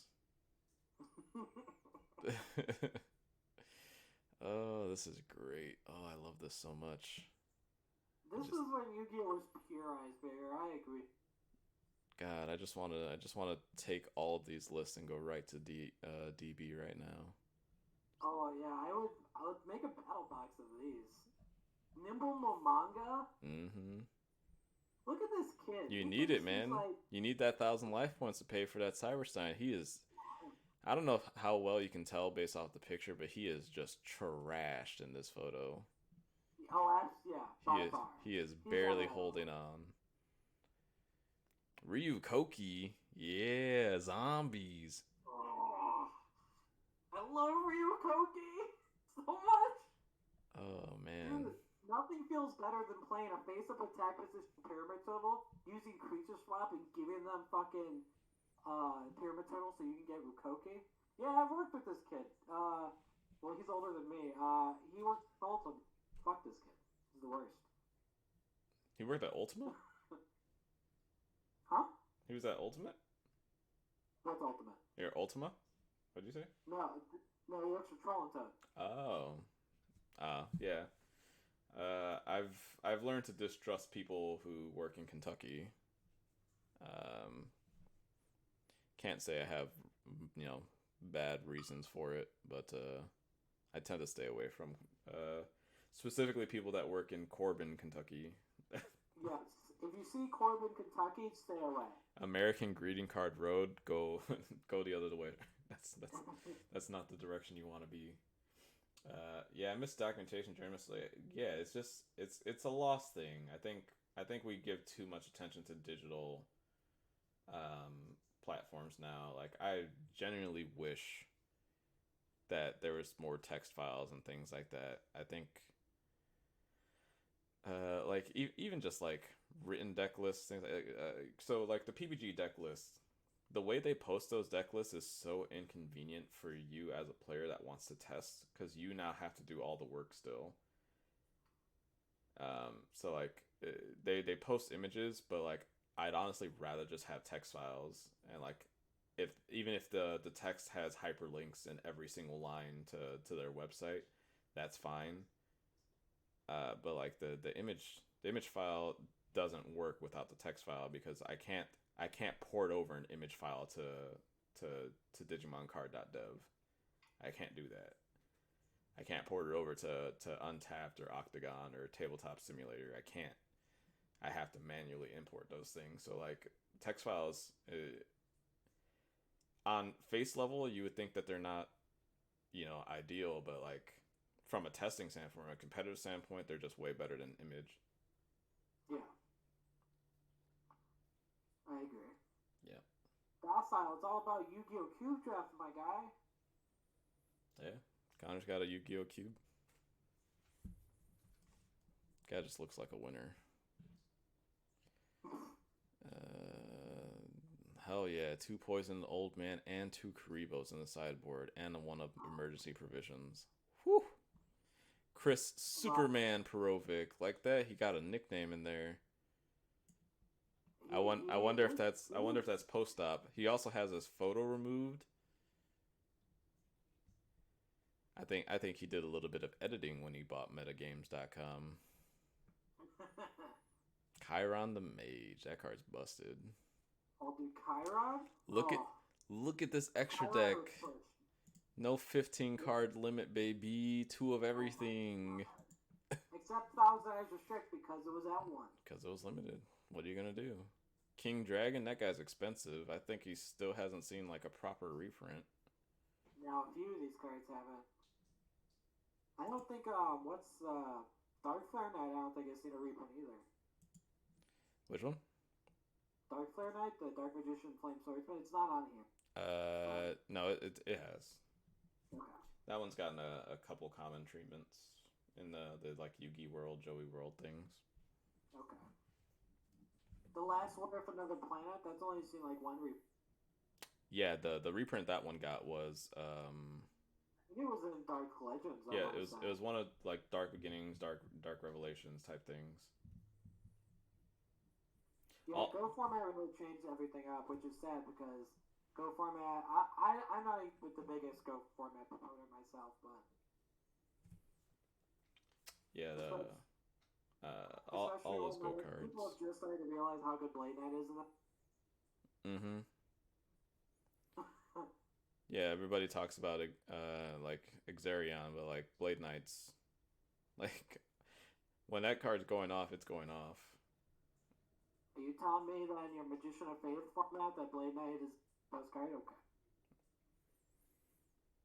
Even outside of the Magician of Faith format, the Blade Knight can attack over Exarion and stuff like that. That's the thing. I think I have a first edition Yanagarasu.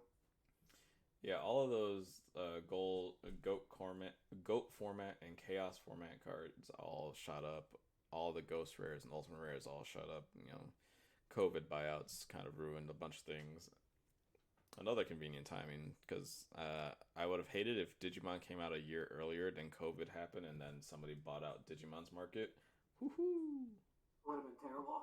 The worst. And yeah, that's all. I would love to do Yu-Gi-Oh! Cube Drafts. We did one, like right when I got here, and that everyone's just been kind of playing it safe, and so we haven't really done a whole lot. It's also the era of Priority, where monster. Yeah, Priority. My favorite. I love it. Hashtag BLS. Mm-hmm. Back when your cards were too busted. My favorite were the ones where you'd get people where you'd be like tribute summon Caius, and you'd be like bottomless, like okay, well Priority though. What's the oldest event that we can see?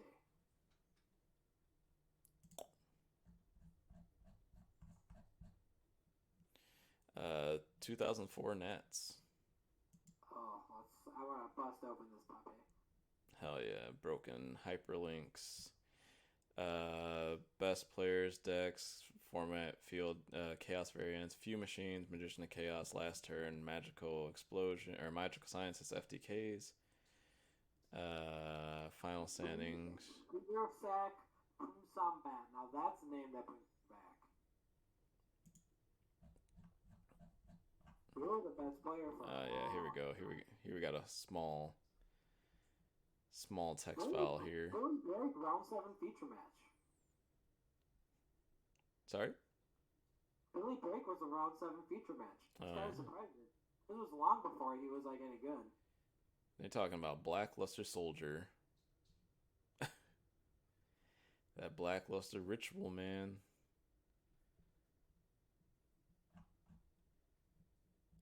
Premature says Clyco.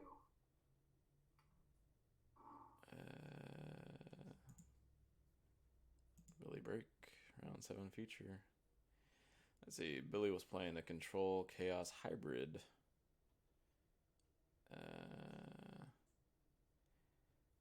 Opening roll. Billy lost a roll. Look, they even put dice rolls. Yep. Let's see what Billy's opening play was. Billy opens with Change of Heart. Gets hit by Imperial. Wait. Oh no, he doesn't hit with Imperial. Flips over Wabaku. Takes his Warrior Lady. Confiscation. Takes his Magical Scientist. Sets a monster, sets a goat, and then passes. And then the goat gets Typhoon. Not a good turn for Billy. That's not how you win an event. Yeah, that's how you lose feature matches.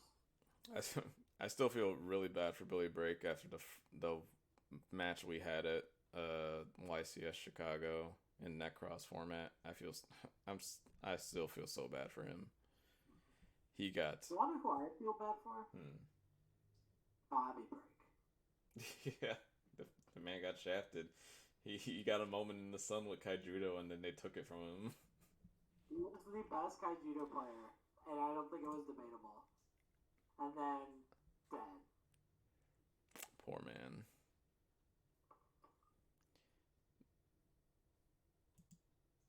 The first Shonen Jump was in SoCal. I didn't know, and the first person in the finals was Miguel Flores. Ooh. Let's see. Flores flipped Fiber Jar. That's great. Enrage, Battle-Ox, Monster Reincarnation, Tribe, Reflect Bounder, Jinzos, Berserk Gorillas, Creature Swaps, Sinister Serpents, Giant Rats, Blade Knights. Is there any Chicago events? There should be. There should be the one that was won by Burn by the kid. Fuck yeah. What was his name? Fuck. He like Louis before he got banned. Now that kid's living the life, doing things in Chicago. Yeah, is it this one? No, Dale Bolito, the one he won. This one was for a Crush card, or this one's for Des Volsgalf. I played this. This is my first Shonen Jump. Let's see. Dale Bolito, Jerry Wang, Paul Levin, Augustine, Lazaro Bolito.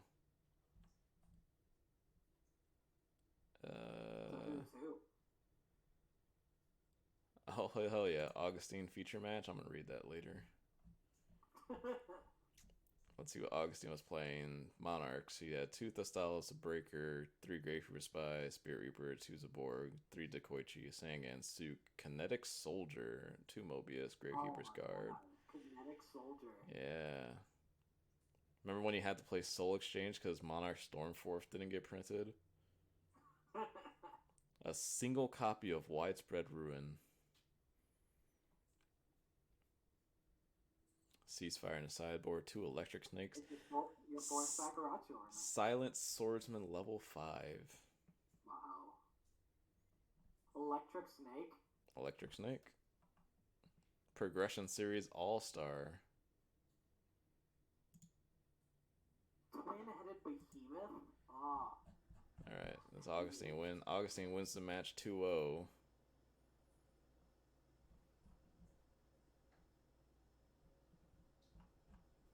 That's all I need to see.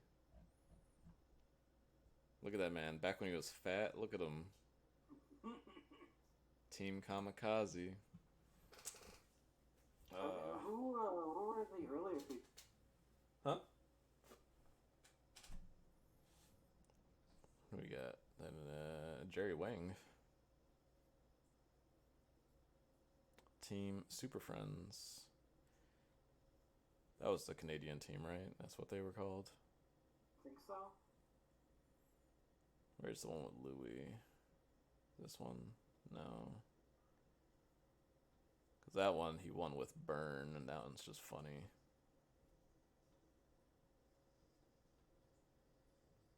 Seattle, Anaheim, St. Louis, Carlo. Ooh, Carlo. I forgot about Carlo. Yeah. Another team, Kamikaze. Had to play against Miguel in the quarterfinals. Was that a feature? Ooh, Jeff Jones was in that top 8? They didn't have that wasn't a feature match? That's insane. Andrew Fridella? That's another who's who. Yeah, who we got? Jeff Jones, Andrew Fridella, Carlo Perez, Miguel Aberon, Chris Bowling. Wow, I forgot about that guy too. Yeah, that's... Diamond Dude mirror matches. Oh, was this when everyone was playing DDT? Yeah. That was the DDT event. That was the only event it was legal at. That was the event where Triple Stratos was thing. Yep. Hell yeah. Jesse Semek. He did something after, like, more recently than this. I cannot, for the life of me, remember. I can't remember what event he won after this. But it was way after this. Oh, Big City. Jeff Jones was in this one as well. Oh, no, he just built a deck, I guess. Oh, another Theosec top 8. Wow. Here we go. Louis Raimondo. The child, little baby, pastime symbol in the background.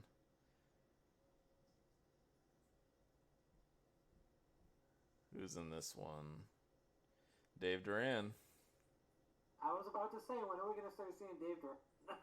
Dave Duran, Jerry Wang, Dale Bolito, Louis Raimondo, and Miguel. Another Chicago quarterfinal there. Ronald Myers. Why does that name ring a bell? No idea. Let's see these features. See if we recognize any other names. Hey, I have that playmat. Let's see, Dale Bolito, Jerry Wang, blah blah blah. Dave Duran. Hold up. Baby Dave Duran. Oh my God! Look at him. Look at him. Let's see. I've ignored chat for a bit. Wow, missed a bit. Covers nowadays journalism. Yu-Gi-Oh! Set Pass. Yada. Priority. Mirage and Nightmare. Yeah, the Mirage and Nightmare is a stupid card. Yo, Decibel Scouts is busted. By the way, if you guys have some time, I want to get some outside thoughts on a deck I'm going to run on Saturday. Oh, yeah, Iceberg, send it. Yeah, we'll end it on yours. Yeah, we can definitely return to Digimon and then call it a night. Kind of got super sidetracked today, but, it's kind of a slow news week. We appreciate everyone sticking around. Just, like, going in this, just dick around in this super wormhole. Busting open this time capsule called metagame.com. Docile, this Sunday is the H Gaming event for streamers. There's like a small requirement for that, and you need to like be a content creator, have made content recently for Digimon, and you need to also be like a small channel that's growing. And it's being put on by H Gaming, and Aspira's commentating. And that's gonna run on Saturday. Super hyped for that. Super hyped for that. I will be playing. Glycan will be playing that event. That'll be his first event. Connor will not be playing because work and whatnot. Yeah, it's been kind of tough for me lately with all these tournaments being on Saturdays, but I'll be able to play in the big money one. All that matters. I need to get some reps with Red Omni. I have not put any time into it. I'm with you, man. Play Rookie Rush. Catch everyone. Play Rookie Rush. Connor's been saying that for like 2 weeks now. He's been saying it like 2-3 weeks now. Oh. You know what? When they play these weird cool decks, they usually be like, I'm a boost. You know what needs to happen? I think people. I feel like Rookie Rush decks need to somehow find a way to utilize red. Because there's a lot of like cheap red options that'll let you like kind of go overboard. I think of things like something as stupid as Starlight Explosion, just making all your security guys punish them so they can't attack you back. There's another red option that's when you play it, one of your guys gets like plus. It's like from hand, it's like give one of your guys plus 3k DP, but if it hits off security, all of your guys get security attack +1 Shadow Wing. And that was like it's one to play. It's a red option, and it's like this is just Darkness Claw, but like with a really big upside. Yeah, and then you get like, I guess you can get Gaia Force and stuff, but that one's whatever. Honestly, you could just be playing the red tie. That's true. I learned this weekend that the best part of that red purple hybrid deck I was doing this weekend was the red ties. Those kind of overperformed in my head. Gaia Forces I could have did without. The red ties were pretty dope.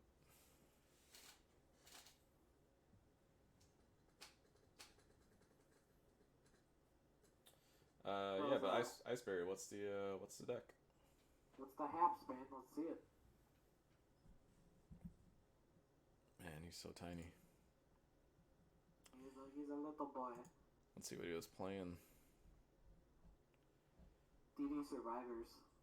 Jerry Wang.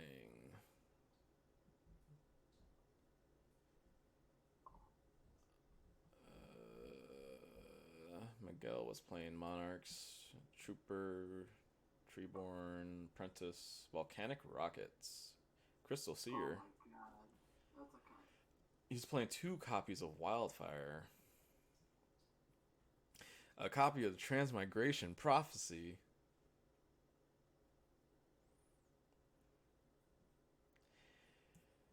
That card used to be at 2. Meiku, Master of Barriers. Hold up. I believe it protects. No. I think it's a card that's gonna look like. Yeah, you can tribute this card, target a face-up continuous spell or trap card on the field, destroy it. So it's just Twister, but on a body. Yeah. When does Twister come out? I guess that's a little. No, he has Twisters right there. Oh, okay.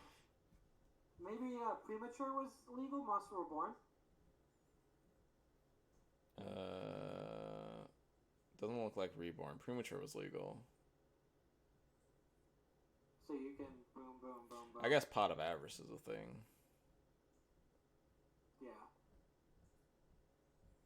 Ice Bear said that he DM'd it too. Oh. Let's see. Digimon card.dev. I forget how you do the full cards. Let's see this deck. Let's reduce this a little bit. Small cards. No. I hate this website. Okay. Yeah, his website sucks hard. There we go. Okay. It's basically the same thing as top 16 with some minor adjustments. Yeah, you got. Were you always playing the Volcanic? Okay, so Lightbirdmon I'm liking a lot more. Because if you do get to play it, you can get it with the you can play the you can play the Garurumon champion off of it and stand them back up, which is kind of cool. Giving your champions jamming is cool. Yeah, I think it's cool. Still just have the one Zudomon making do. Looks like you got another Garurumon in there. Are you playing? You're playing 10 now? Or no, you're still playing 9. I don't know why I can't count. But yeah, everything else looks the same. What was the major change here? You got a Leopardmon and a Volcanic Dramon in there. I think Volcanic Draymon's the big addition. Honestly, I think it's a Leopardmon. That card's kind of nuts. But yeah, the Volcanic obviously covers some bases, especially against your purple and your Rookie Rush matchups. Yeah, I think we're cool. You're still playing the Mets, obviously. Yeah, it looks fine to me.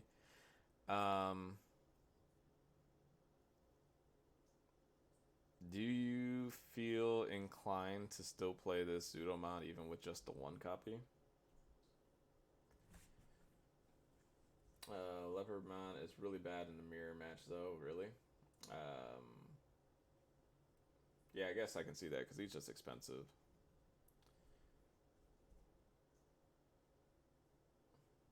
Oh yeah, the loader Leomon. Got it. Yeah, good. That was the other one. Lost me 3 rounds in a row on Saturday. Oof. There was a top 16 this weekend that played no mats and went more focused on Zudos and Goma combo. Yeah, I think he should have played mats because I think if you're already playing that combo, you might as well just play that additional thing. Again, like we've talked about it before, I think people should be playing a copy of these tamers that give you memory because there's no reason not to. You lose a single spot for the ability to get yourself out of 1 and 2 memory situations, which happens a lot. I think blue is the deck that gets away with not doing that, but you lose almost nothing by doing it. Like just a single copy anywhere in your list, you're guaranteed to see them at some point. Yeah, I'm in it. I'm a fan. Yeah. Yep. I'm cool with that. That's cool. I didn't know that you were able to get in that one too. Was that a recent thing you were able to just snag up? Because I know there's kind of a weird thing. I know Glycan he got told that he couldn't participate in the event because he didn't have any Digimon content, and then I guess like last week they let him know, like this weekend that just passed, they let him know that he could play the event still. But I'm not sure what the thing is there. I wonder if they just didn't have the capacity that they thought they would. I mean, it's a free event. The event's it's free to enter. You just have to meet the requirements of being a content creator with a low sub count. I think that the leopard is questionable, but I think that this is the event to try it just because it's a casual thing. There's nothing really on it. Mm-hmm. But based on what you've said, my general thought process would be if it's not good in the mirror match, don't play it. Probably. But try it. See what happens. Yeah. Worst thing that happens is that you don't win. Yeah, I think this would be a good place to play this. It's interesting for this event too because it's a content creator event. So I wonder how much of the event is going to get skewed by people kind of goofing around. Because I know I wanted to goof around for a bit, but like now I need to test actively for that 2200 tournament. So I have to take this event a little bit more serious than I wanted to initially. But hey, at least we got that purple Mega Zoo deck that one time. That was fun. We had some clickbaity decks this month. But yeah, I like the idea of just exploring that flex spot with the megas, kind of see what works, what doesn't work. I know for my red Omni, I'm playing a single copy of Gallantmon, a single copy of that War Greymon. And that's mainly because I have one alt art one, so I get to flex it. But yeah, taking the Liberty spot with the megas. And then yeah, you're still just playing around with the ultimates. I like that you have another Weregarurumon in there though, over the loader. I got church, so I won't be doing the 2.2. Oof, unfortunate. But hopefully you can come from church and see some gameplay like you did before. Hopefully we can get some wins this time. Yeah, I think I'm spent for tonight. I think I'm at the capacity that I can be awake. I'm about to hit 24 or something like that.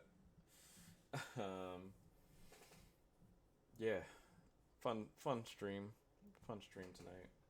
We got to talk about some nostalgia things, kind of mess around. Thanks everyone for stopping by today. Yeah, thank you as always. And if there's anything you guys want to see us talk about next week, please let us know. Thank you guys for watching. Never thank us for the stream. Thank you guys for making the stream happen. If it wasn't for people watching, I wouldn't be committed to doing it. Yeah, I love that you guys are constantly showing up to these things and that we get to have back and forth discussions and it's not like us just talking to you guys. You guys come in with the questions and ready to talk to, and that always makes it easier for us to talk. And then you stay with us when we go on hour and a half long tangents about Yu-Gi-Oh decks that don't exist anymore. About the Yu-Gi-Oh meta in 2006. Yeah, you guys are awesome. Appreciate you guys hanging out.